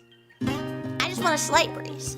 Slight breeze. Because I still want to be able to wear skirts. I live in such a windy ass area that I can't wear like dresses and skirts because I'm always worried about like it flying up all over the place. And yes, I know I could wear like shorts or something underneath, but then it gets like bulky and I feel like insecure and I would just like to wear my cute little dress. And so whenever I go on vacation and there's just like no wind, I'm like, oh my God, I can wear a dress. Humidity kills me? I'm like a tropical plant. I need the humidity. Dry air is bad for me. I don't like dry air.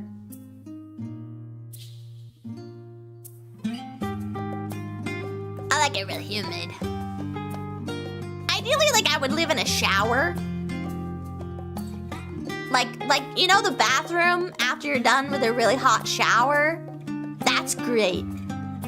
Like 60% humidity, like on the verge of like, it's not quite raining, but you know it should rain and it will rain. That's what I like. That's what I like. She's legit describing my snake tanks. Yeah. That's what I like. That's what I can't help it. That's what I like. So you like Florida summers? Unfortunately, yeah. Saren is a ball python, confirmed. It's true. Confirmed. I'm a tropical plant. I'm also really sensitive too. That's why I don't know how sensitive snakes are. But I'm like one of those tropical plants where like all of a sudden you touch it and it just like wilts. That's me. That's me. Has extremely crazy hyper-specific growing conditions. Saren, I still use my heavy-duty fan when it's all the way down to like 20 degrees. That's insane! Insane! I don't like that for you. I think you should get that checked out. That maybe you have... What's like the opposite of anemia? Hypoemia. Maybe you have hyperemia. Or like, I don't know. It's crazy. I still use my winter blanket in the summer. Same! I still use my... Have I told you about our Lord and Savior heated blanket? I still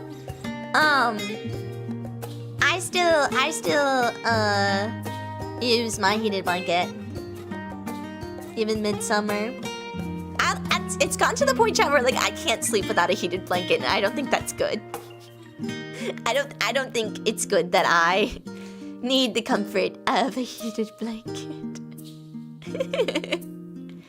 I prefer winter for a reason, so I'll say. Is that a sex thing? That feels like a sex thing.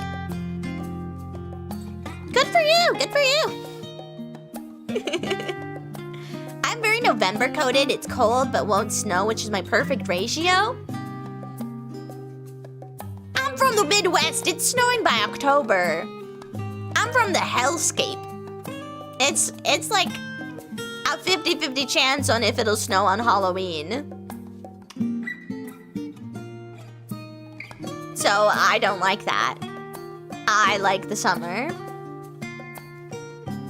Wait, cooled blankets are a thing? Checks my wallet. Yeah, like literally whatever you need, it's available. We live in a advanced capitalism. Trust, if you want it, it's there. You can find it. You just gotta Google it. And if it's not there, Google it enough times and then have other people that you know Google it and somebody will make it. Because the algorithm says people want it.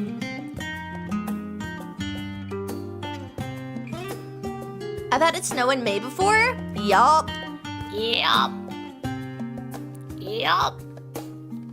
We're from the same hellscape. Which is why I'm like, what do you mean?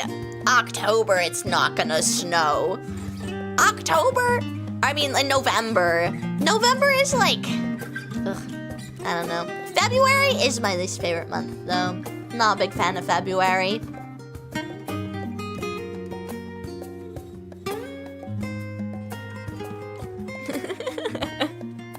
Does the one exist for me? I can't find him on Google. Okay, I don't know if Google works as a dating service, but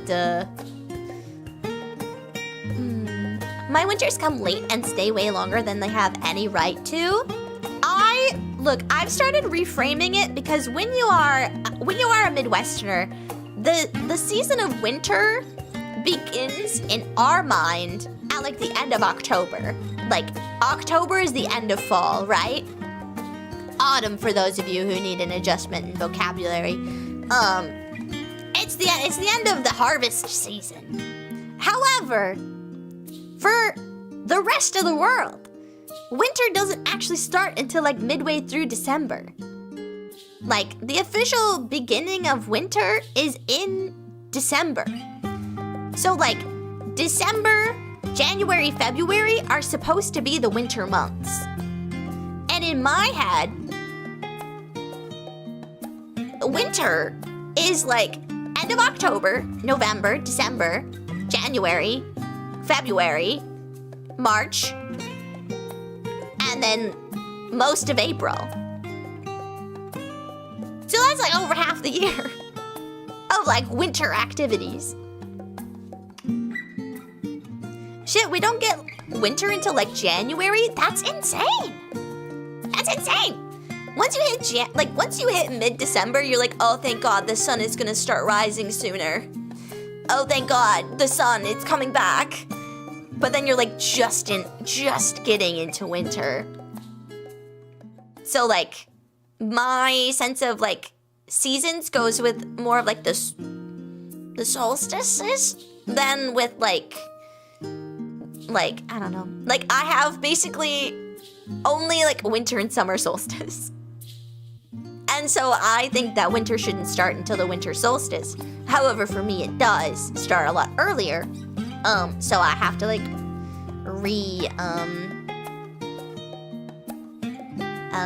reconfigure my brain. Hello, Darkaman. Welcome to Darkaman.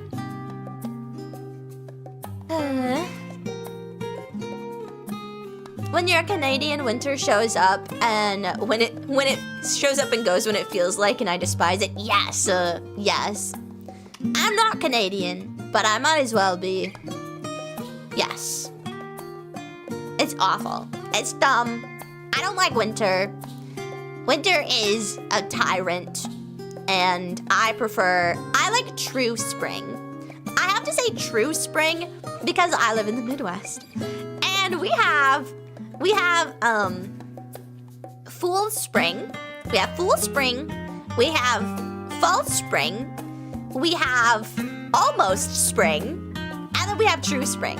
And I like the 5 days that it's true spring, when like all the snow is melted and the grass is like starting to be green again, and the trees are growing leaves again. That's what I like. True spring, when stuff is growing.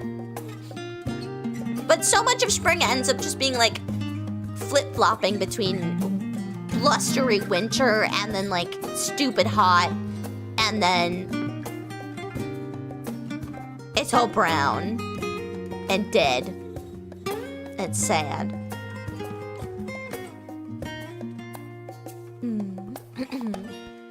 Glad you guys enjoy your seasons. Here we have summer with rain and summer with no rain. Oh yeah, you just have a wet and a dry season. I don't know if I could do that. I don't know. I think about that and I'm like, wow, I feel like I would be so much more of a productive person if I didn't have to worry about like seasonal affect disorder, just absolutely tanking my ability to like get anything done in the winter. However, I think I would just like feel like I'm in purgatory. Overnight Fade is singing for the posture check and the hydrate.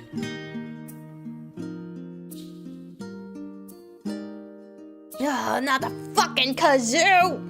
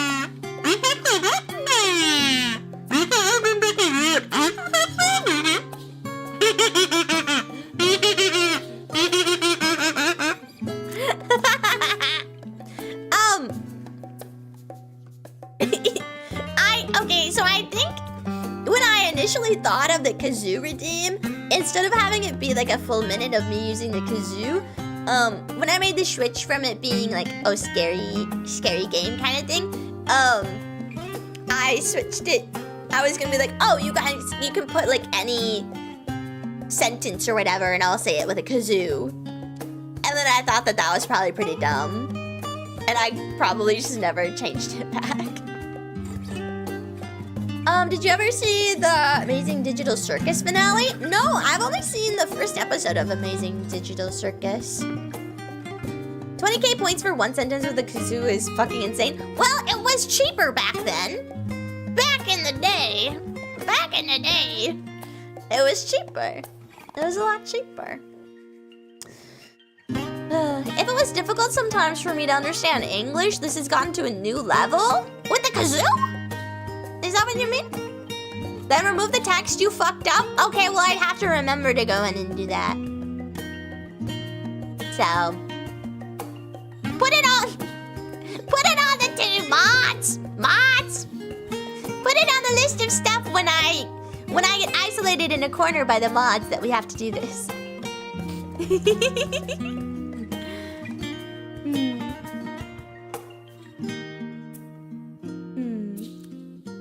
Back in my day, we had a game redeem where I forced her to play bad JRPGs.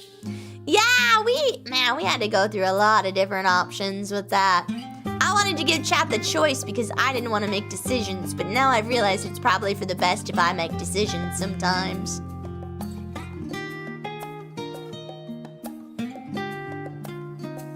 Saren, if you check the list,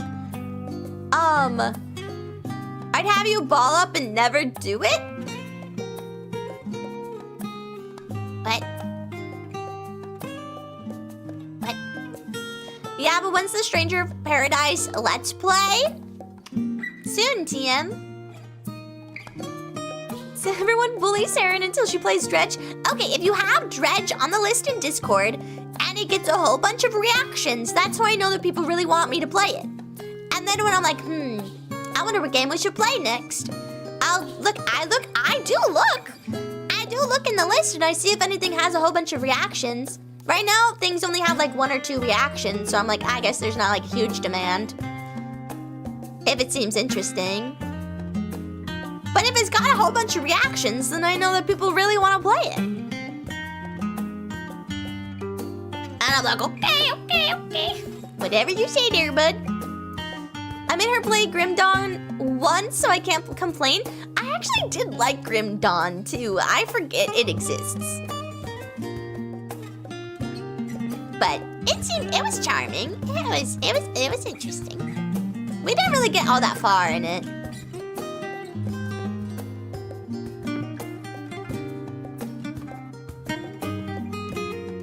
When's Final Fantasy 11? Ding dong, ding dong.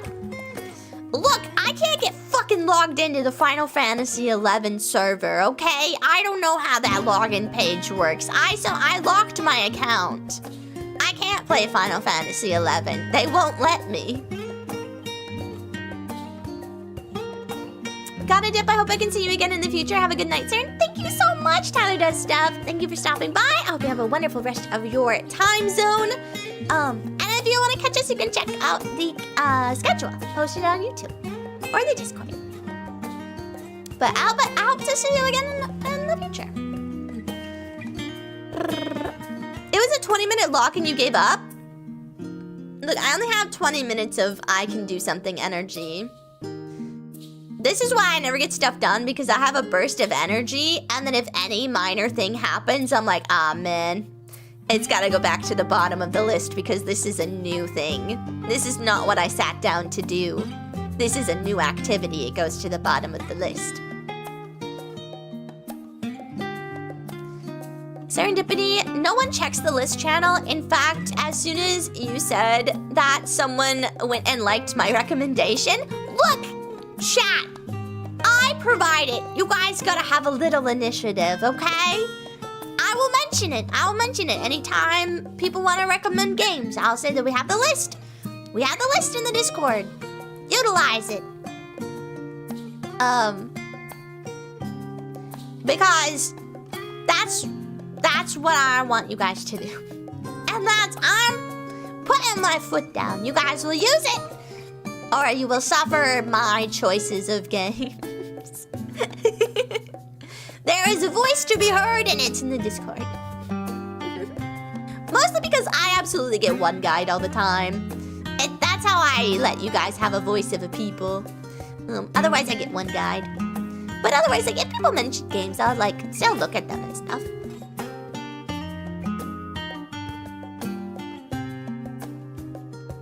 I put 2 good games. She could put Beaches after a few streams in there. What Remains of Edith Finch and Dredge. Yes. Saren, when I told you Gravity Circuit was free, did you get it?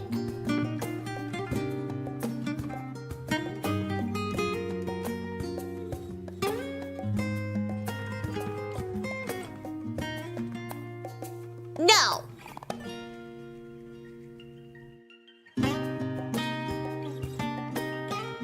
No, I did not. Look! I want an excuse. Chat, find me an excuse. Chat, I need one. Chat, find an excuse. I need it. Please, please. An excuse. I need one.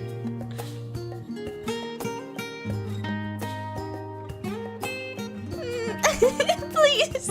There's gotta be one in the couch cushions.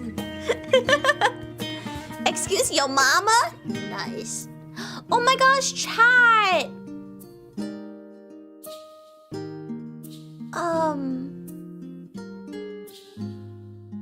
Chat.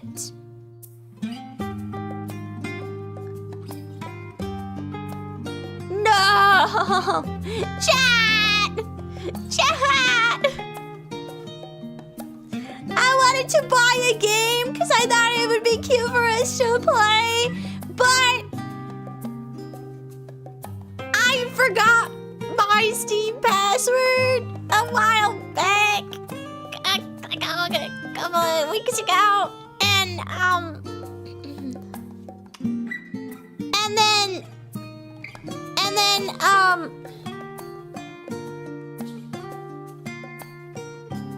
then it cleared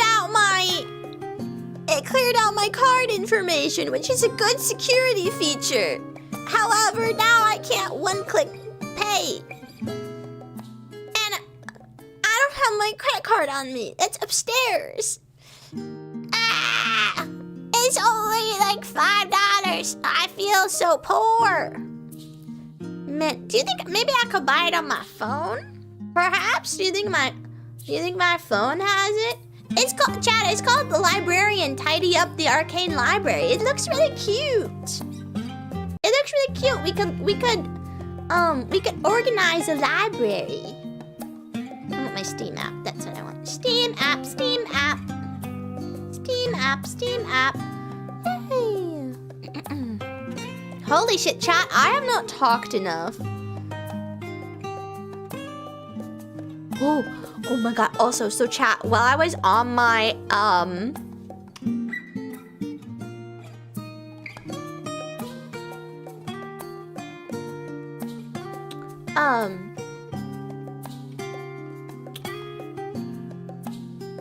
okay, so when I was on my trip, I was basically on vocal rest because I didn't really talk to anybody, right? And then all of a sudden I was practicing bonk. And then I was practicing singing, and I was like, holy shit, is this what it's like to sing with a well-rested voice? And hydrated, because I was drinking a bunch of water? Insane! Like, is this what it's like when you're not constantly yelling for like 5 hours a day? 4 days a week? And not drinking water? Wow! Wow!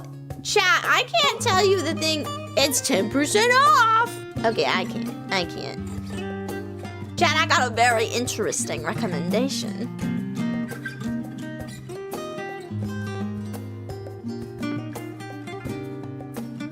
Hey, Saren, did you hear that some idiot created a plugin for Final Fantasy XIV that is Tinder for Final Fantasy players in game, would you please send Divine Retribution their way?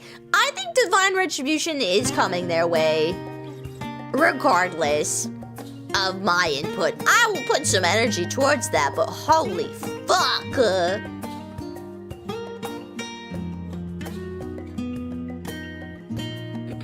Saren, I'm constantly trying to make you drink water. Loudest Oshi? Okay. Chat. Thank you for the hydrate. You wanna know why I yell so much when we're streaming? I've held on to this knowledge for at least a couple months now, but I didn't want to say anything because it's a little embarrassing at this point. Greg's Tracks is beginning to believe. Thank you so much for believing, Greg. Welcome in, welcome in. So I yell so much because I have headphones on, and then I can't hear myself. And so I have to speak loud enough that I can hear myself. And then I end up yelling. Beginning to believe. Thank you so much for believing. Sarah, you need to set up a way for people to donate when they make recommendations for games to show their sincerity. Look, they can show their sincerity by going to the Discord and interacting with the list. That's a lot of effort.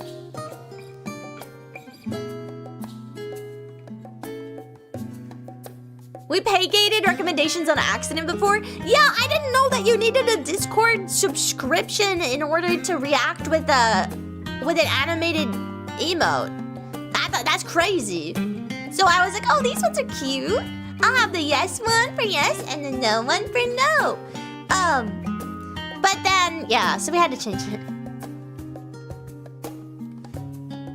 Oopsie. This is the most Midwesterner thing. What do you mean? What do you mean? Okay, because okay, here, I'll take one. You want to hear the difference? I'll take I'll put half, I'll take one ear off, right? And then this is where I would normally speak because, this is still really loud now that I can hear a little bit. So I would really be speaking around this voice, perhaps a little bit louder when I'm very interested in something or have a big story or something. But this is a normal volume. This normal loud. This is still loud, but it's not screeching, you know? And it doesn't feel as difficult on my throat. But I put my headphones on so that I can hear I can hear the game and stuff, and then I can't hear myself. So I really should just do monitoring, is what I should do. I should turn on monitoring, so that I can hear myself. But then I had my Bluetooth headphones, and there was a major delay in the monitoring, so then I was stun locking myself, trying to speak and hear myself delayed. So then I turned it off, and then I could. That's how we got there, chat. I remembered. That's how we got there. I remember now. Free ASMR, neat. Well, if you want ASMR, it's on the Patreon. Did you go to Switzerland again? I did not. Unfortunately, I did not go to Switzerland again. I wish I went to Switzerland again. Maybe soon. TM. At Hop3_skeptic super chatted $10. Dredge. Hope Skeptic. Okay, Dredge. Dredge. You're very passionate about Dredge. I will let the passion reign supreme because I've also been interested in Dredge. Wow, the recommendation for the sex game pops up on my regular Steam too. At Hop3_skeptic super chatted $2. What remains of Edith Finch? Thank you for the $2 for Edith Finch. Okay, so we want Dredge 5 times more than we want Edith Finch. That's what I'm hearing? 5 times more? You sound fine. Thanks. I I did a lot of microphone adjusting because I was screeching into the microphone. So now, Cake helped me set up my microphone, and then it fucked up again, and then I readjusted it again, and now it kind of auto equals out. So even if I'm screeching, it will adjust it for you, but it would probably sound better if I wasn't screeching. What's the ratio of money to votes? Look, I don't want to put a price tag on it because I don't want people to like take it too seriously. I don't want people to like be spilling out their pockets for me to play a game. But I will take it more serious. If you donate money, you're that passionate that you will donate money, perhaps. You know, like that makes sense. But what remains of Edith Finch again? Because Skeptic super chatted $2. What remains of Edith Finch? You don't have to donate. It's okay. Thank you so much for the gifties too. Thank you, Neko Dredge. That's so sweet. That's so sweet. Thank you. But like, oh man. Nora, thank you for the welcome back. Thank you. It's good to be back. But yeah, so like honestly, like if people put money towards something, like that is gonna like mean something, you know? But I don't wanna like pay gate anything. I don't want it to be like, oh, you're never gonna get the game that you want played unless you spend a bunch of money, because that doesn't feel good as a streamer either. So like if you are willing to put a bunch of money and suggest your game, that will absolutely have some leverage for sure, because that's passion being shown. But also, if you go to the Discord and you go to the list and a bunch of people like it, then I know that a bunch of people want it. So, yeah, okay. Okay, but how much leverage? What's a good amount? $1 is one vote? Does that seem reasonable? $1 is one vote? So if you donate $10, I will assume 11 people want that game played because you plus 10.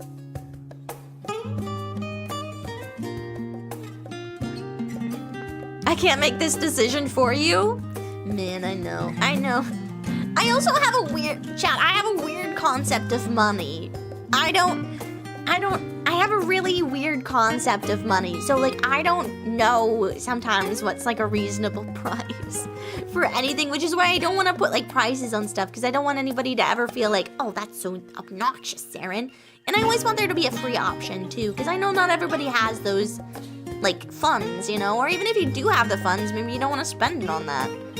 I want you to have a good time, regardless of your ability to spend. If you can, that's amazing. It's very helpful. I do use it for projects and stuff, but I don't want anybody to feel like they can't be a full-fledged participating community member because they aren't spending money. Whale on the Oshi understood. No, no. Speaking of whales. One moment.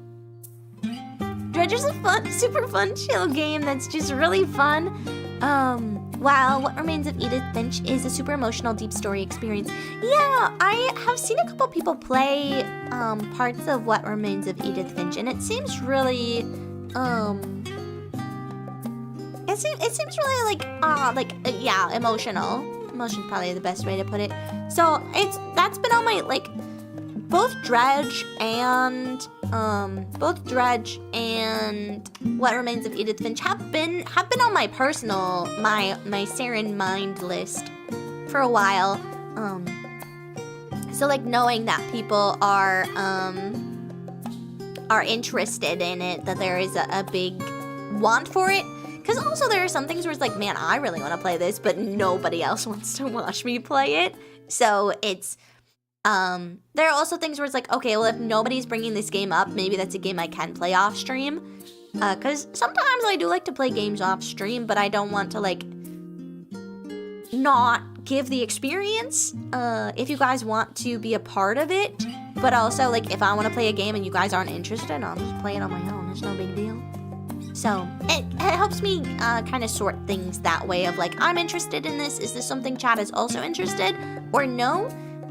Because also pretty much people really only say, oh, Saren, you should play whatever you feel like it. Just play what you like, Saren. And that's not true. That's not true. That's not true, Ellen. That's not true. So I wanna play games that are like fun. Because there are also just like some games that are more fun to play as a community, like with a group of people, and there are some games where it's like that's a solo activity. Nobody watching, nobody whatever. Thank you so much for the hype train. Thank you. I got Miitopia, and it was the 4th best series here. I got Tomodachi, which did horribly, so I have a 50-50 chance of having something. Yeah, like, and that's just like, who knows? Like, there's also some things where it's like, the YouTube community fucking loves this, but then nobody cares about it on Twitch. Or Twitch is absolutely adoring this series, but nobody on YouTube is even clicking on it. Like that happens. And I'm not like, that, like, I pay attention to it, and so I try and, like, balance a little bit where if it's like, okay, it's okay if we have a game that, like, Twitch is absolutely loving and nobody's really wanting to watch it on YouTube, but I try and, like, I try and do that. I sent the GOAT trophy for 1,000 jewels? Wait, I see it! Oh my god, I see it!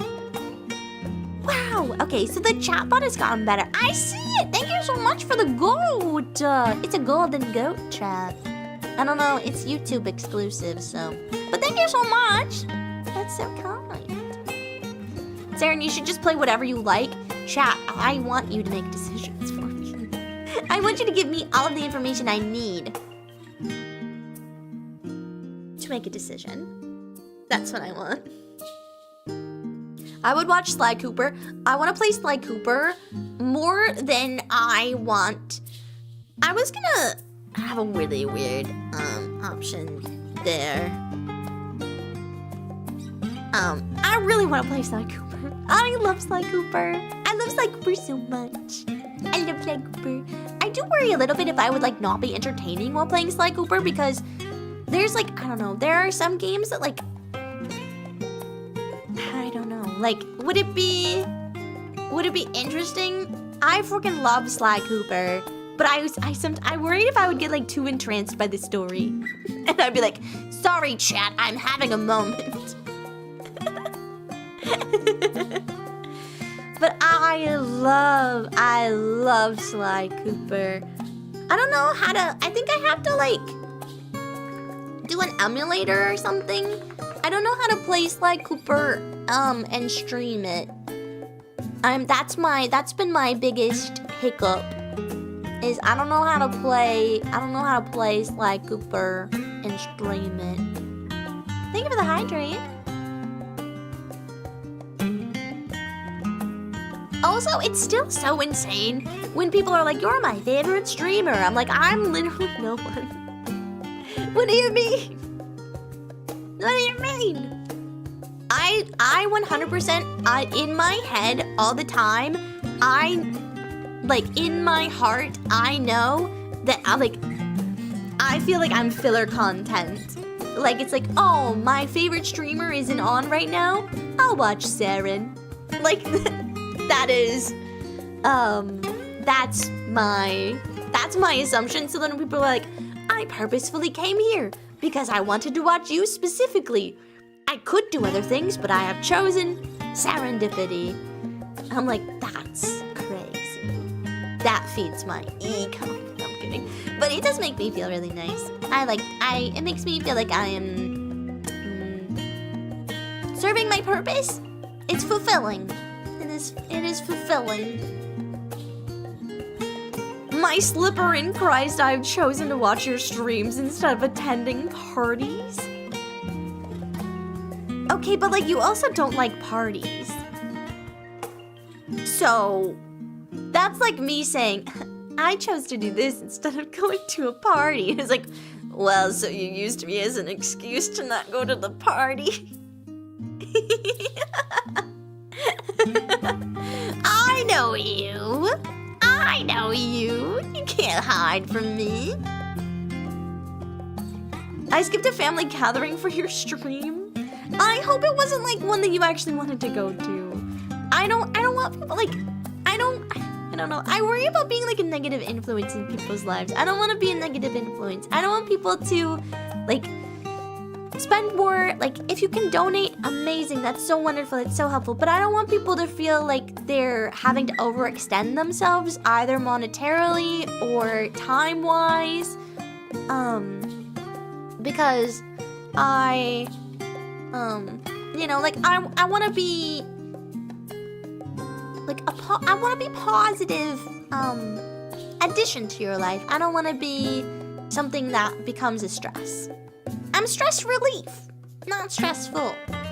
I am stressed, but I'm the only one that needs to be stressed here. I'm the negative influence. I skipped my job interview for your stream. T-Punk, you shouldn't do that. Please go to your job interview. Please. I hope your chairs are comfortable, chat. There's a raccoon. I appreciate more than you this Cooper stream.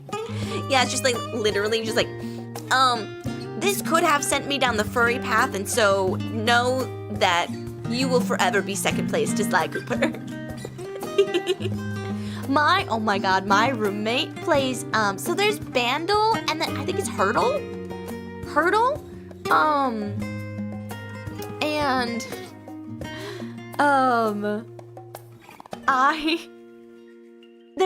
it was like a game one, and it was, you get like 1 second of it, and I immediately was like, I think that's Sly Cooper, and then like the next second played, you got 2 seconds, and I was like, oh no, that's Sly Cooper, the Paris, that's Sly Cooper 2, Sly 2, the Paris level, with the lizard guy.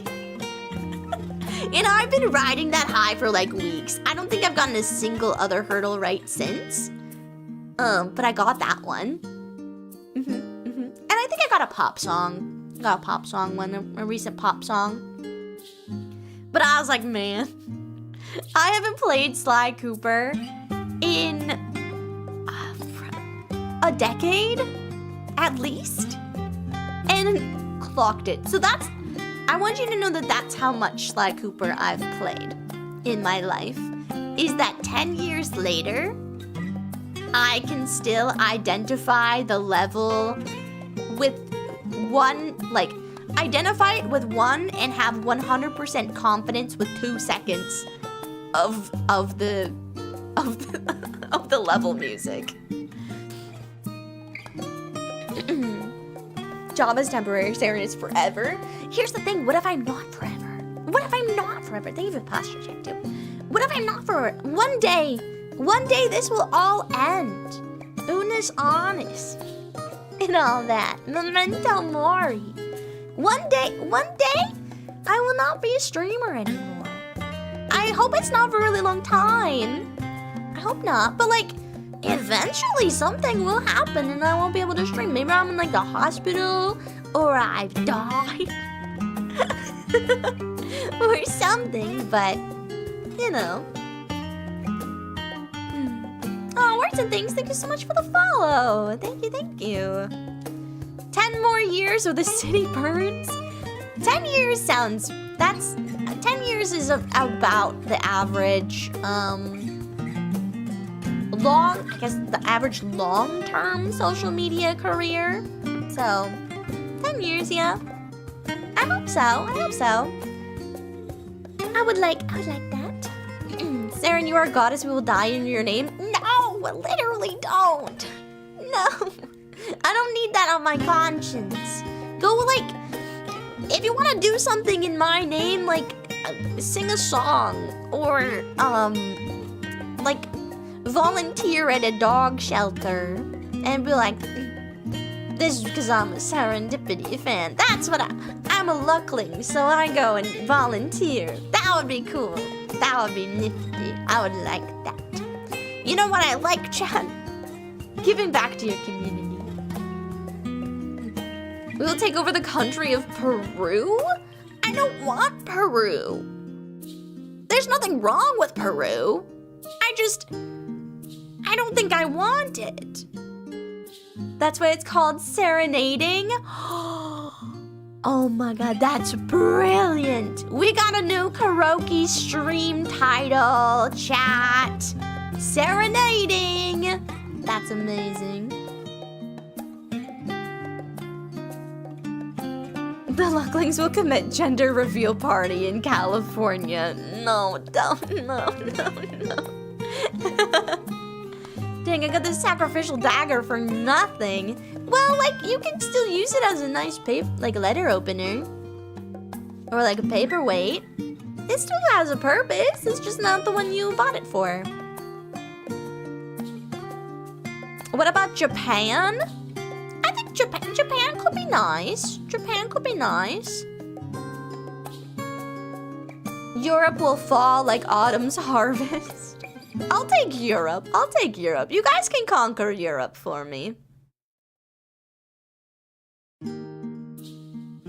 Title, buddy, that's the hashtag for every song-related thing you do now. It's true! Serenading. Serendipity. Serenading. And then you can spell it with the AID, and then you can use it for your volunteer things. Hashtag serenade.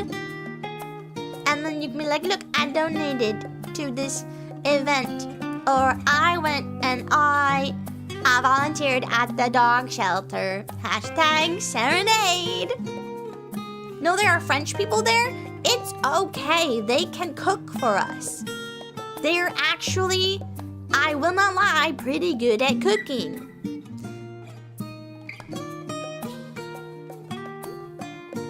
Europe is like a whole, I don't know if you know this, chat, but like there's a lot of people in Europe and they've been doing stuff. So like, we can just have them continue to do the stuff. But I just get like free cruises. And like I get to go to Switzerland and go skiing. And then like eat some chocolate for free. That is my, if I ruled the world, what would my maniacal steps be? Realistically, I can't fix the world. I'm just a girl. But you know what I can do? Go to Switzerland. Eat some chocolate. Have an endless vacation. That would be really nice. I would like that. Why Europe though, Saren? Because I'm a Euroboo. Honestly, I like thought about it and I'm like, man, I really am though. I'm so obsessed. I'm so obsessed with Europe. I don't know. I wanna be in Europe. I like the castles. I like the history. I like Oh, thank you so much for the subscription, Knuckle Trash. 22 months. I'm feeling 22. Ooh, ooh. It feels like a perfect night.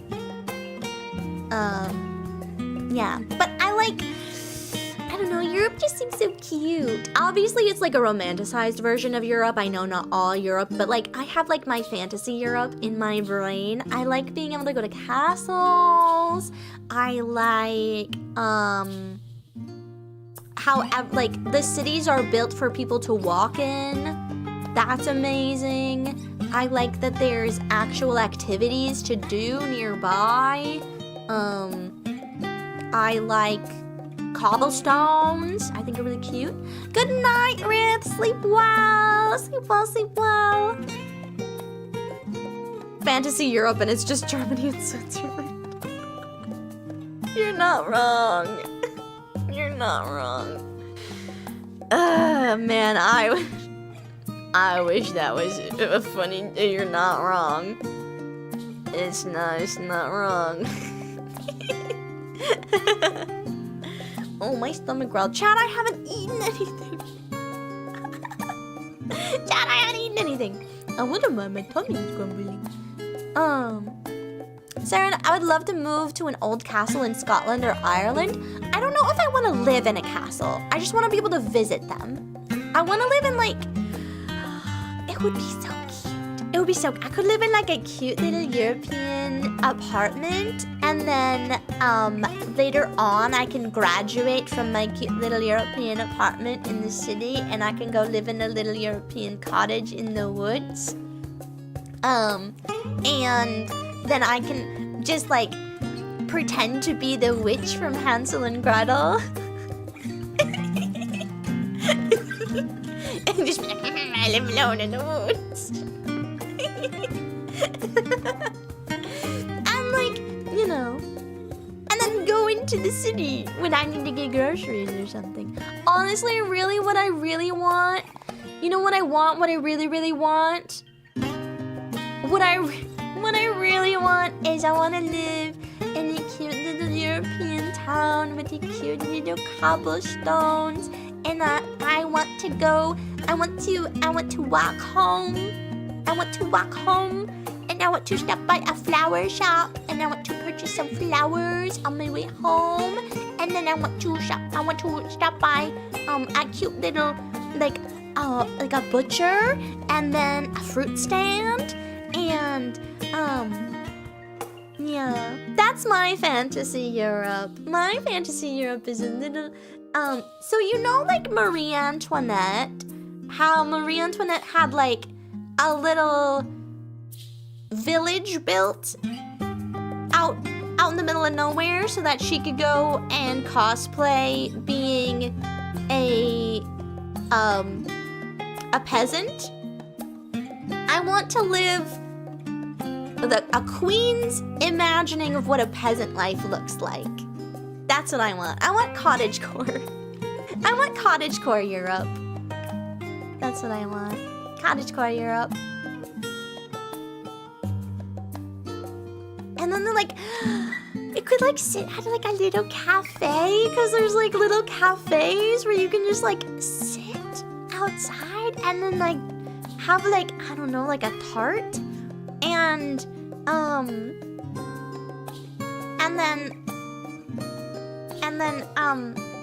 then like a tea. That would be so nice. These are the big dreams that I have, chat. These are the big dreams that I have. I want you to know that this is when my heart pines for a better life. It is to sit at a coffee shop in Europe and buy flowers. This is what I want. We're buying a Celtic fantasy mansion together. That's insane. Everyone gets their own space. Yeah, but castles can be cold because there's not good heating. Stone is not the best for like heating. Couldn't you just go outside and live with the homeless to simulate that environment? I live in the Midwest. We don't have cobblestones. We don't have cute little coffee shops. We don't have little flower boutiques. We have a butcher, but like it's not in a convenient to walk to location. I want, okay, so you know like Belle at the beginning of Beauty and the Beast? When she's like walking around with her little basket.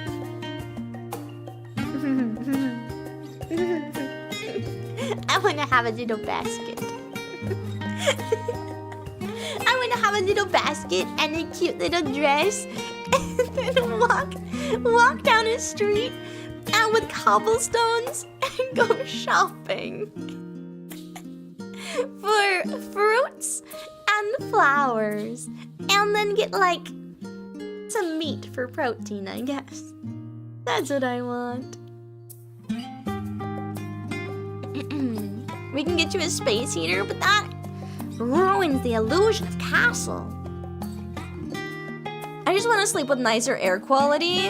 Amen, man. Frick. I hope you get that. I hope that is there for you. That seems very good for you. I want that for you. One stream we gotta Google Earth Germany so Sarah can pretend to be a princess with Chad. Yeah, we can have a Delulu stream. We can have build a fireplace, natural heat. Honestly, fireplace, pretty good. I didn't think about fireplace. Fireplace is cute. I like fireplace. Get you a wood burning oven. Yeah, that's actually kind of nice. And one of those you get like a hot water bottle and put it in the bed with you at your feet. Yeah. One of those. It could be nice. It could be nice.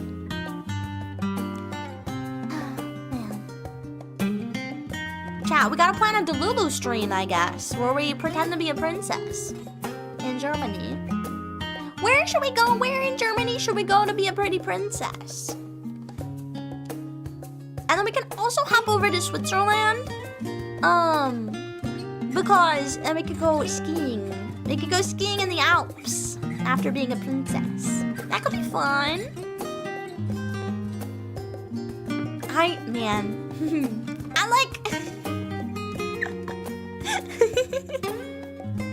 I like my fantasy imagining of what my cute little life in Europe could have been had I been wealthy enough to afford it.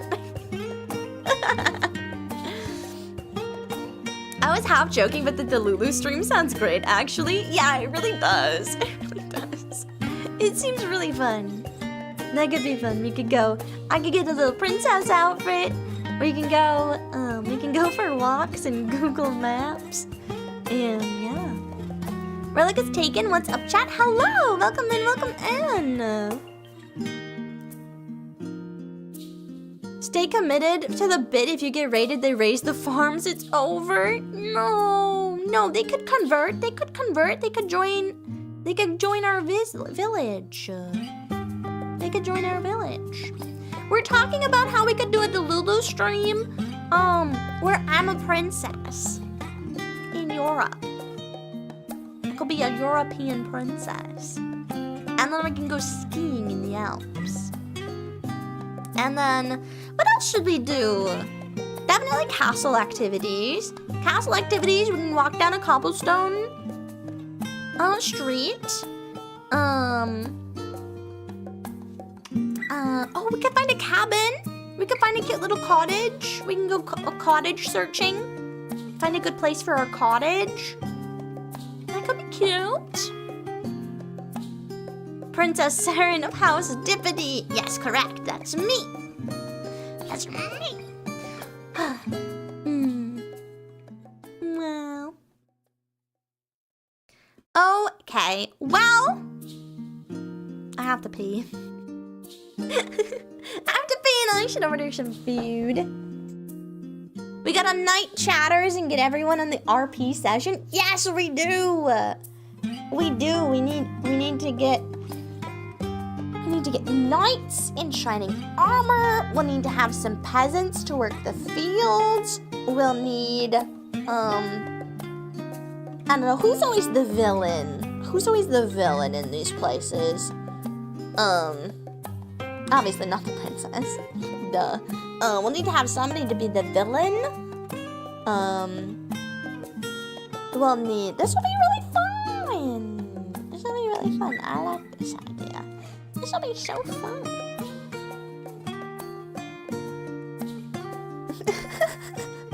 I have a customer who figured out that I'm gay and is trying to hook me up with her son. How do I tell her her son isn't attractive? You can just say, actually, I'm straight. On second thought, straight. The country whose territory we want can be the villain. Okay, that could be good.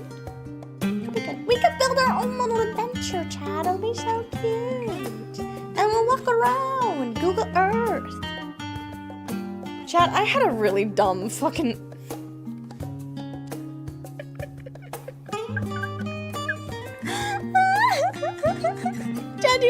my dumbass thought.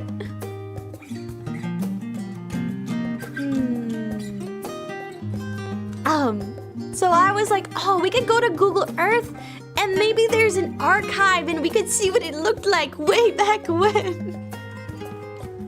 Which, like, maybe perhaps somebody's, like, done a little rendition or whatever. But they didn't have pictures back then, let alone Google Earth.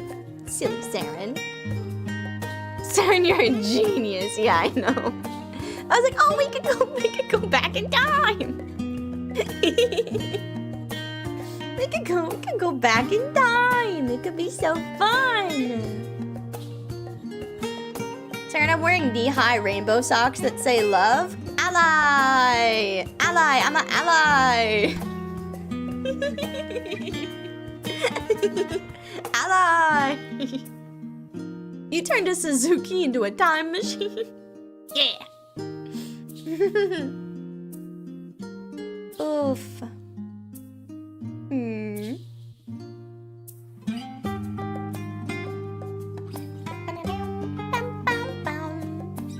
Okay, chat. I'll give you guys some options.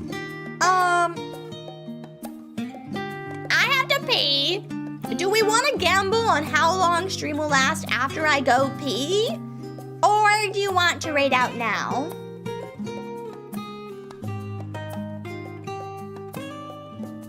That's... I don't know if you guys want to just hang out. Hang out until I'm done peeing. Because that's a little weird. I need more time for gambling, Saren. Look, if you come back later in the week, there'll be plenty of time for gambling. Also, fun secret, if I accidentally forget to turn off the bot, you can go over to Twitch and gamble 24/7. That's a little treat for the regulars if you didn't know. You can catch when I accidentally didn't turn off the bot and then just keep doing redeems. Because it's active. A little incentive for everyone. But job? What do you mean, but job? What do you mean? Who up farming on Pluckling right now? Please, I need this. Please, Saren, I need... You don't need it. You don't need it. You don't need it. You want it. You want it very bad, but you don't need it. Please, my mom's kinda homeless. Well, gambling away your points isn't gonna get your mama home. Please, Sarah, the gambling style, we need it. Please, no, please. I need it. Don't make me turn on my mom voice. It's not very good or effective. But I'm mom. All over the place. I was gonna joke about that and then I forgot that chat might actually want that. I can't promise you that at all. I can't promise that. Oh, if you're rating, I recommend Sushi Kobite. She's a legally blind streamer that relies on stream revenue and she's currently doing charity streams.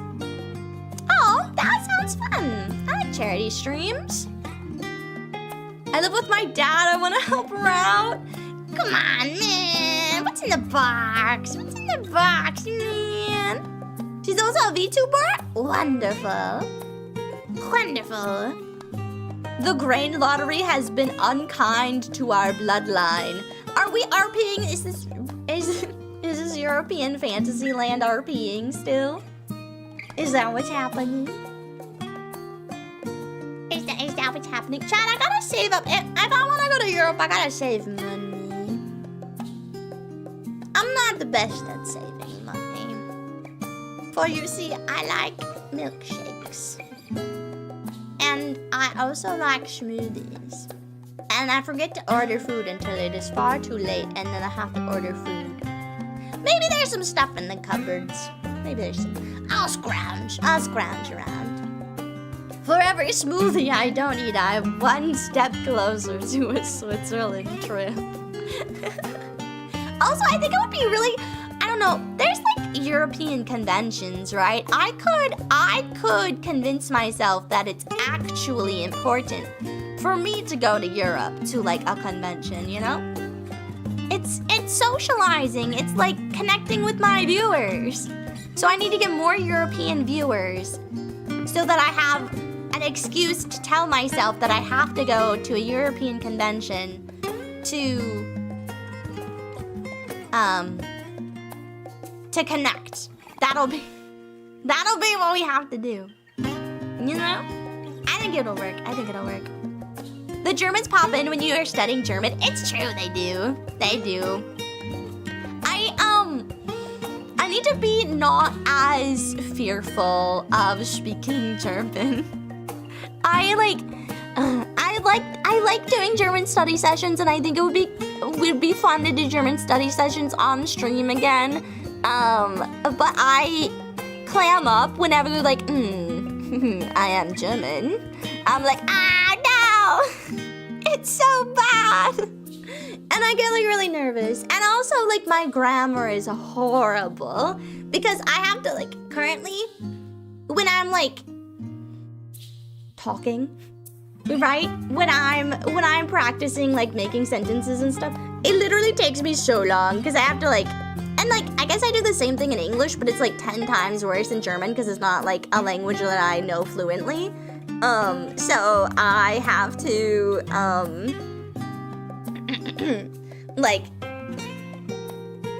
like rough draft my sentence, and then after I've got the rough draft, I can go in and refine it, and then it's still not great, but it's at least understandable. And so being able to like do all of that while like speaking is really hard. And then I also just get nervous because I'm like really shy. So then people are like, Saren, say a sentence. And I'm like, I actually have never had anything to say in my entire life. I don't know what a sentence is at all. That's crazy. Have you ever had a sentence before? I've never had a sentence before. Cat goes moo. Oh shit, actually it doesn't. And that's what it's like to be me.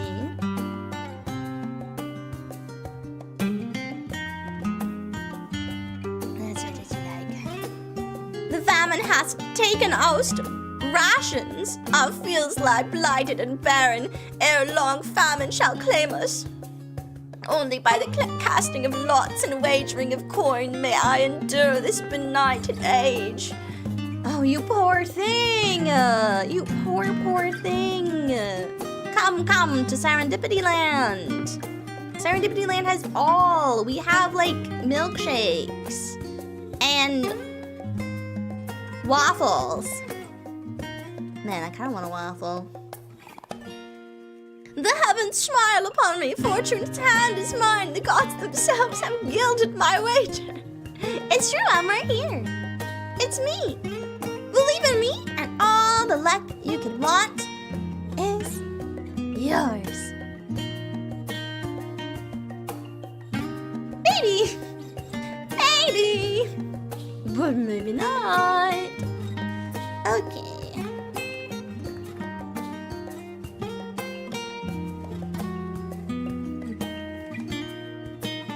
Okay. All right. So we will raid into Sushi Kobite, who is doing a VTuber Summer Slam event. So it'll be so fun. I hope you guys have so much fun over there. Yeah. My burdens weigh heavily, yet I endure because I must. Sorry, my belief bucket is empty, so I need to go refill it down by the river. Okay, whatever you guys gotta do. I'll be right here. Praise be to Saren, the fair goddess of fortune, for she hath blessed my luck and made my coffers fruitful. Ayo. I'ma make her cough. Full.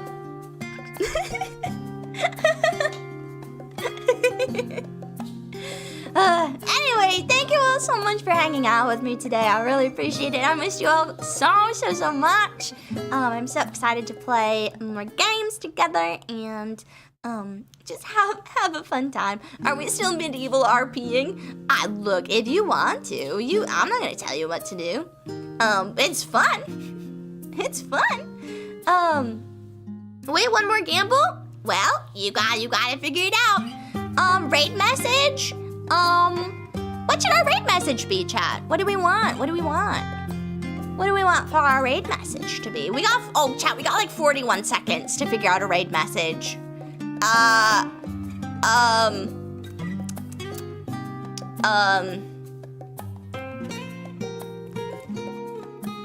Fantasy Europe raid, Fantasy Europe raid, Fantasy Europe raid, okay? Fantasy Europe! That's gonna be the raid message. Fantasy Europe, Fantasy Europe. That's what you got, okay? That'll be the one. We should take a few minutes to think about it. Just Siren raid, that's also a good one. That's also a good one. Sayo, the Euros, they're coming. Ayo, yeah, they are. Alright, goodbye! Well, goodbye, everyone. Good luck out there. Shawu, shawu.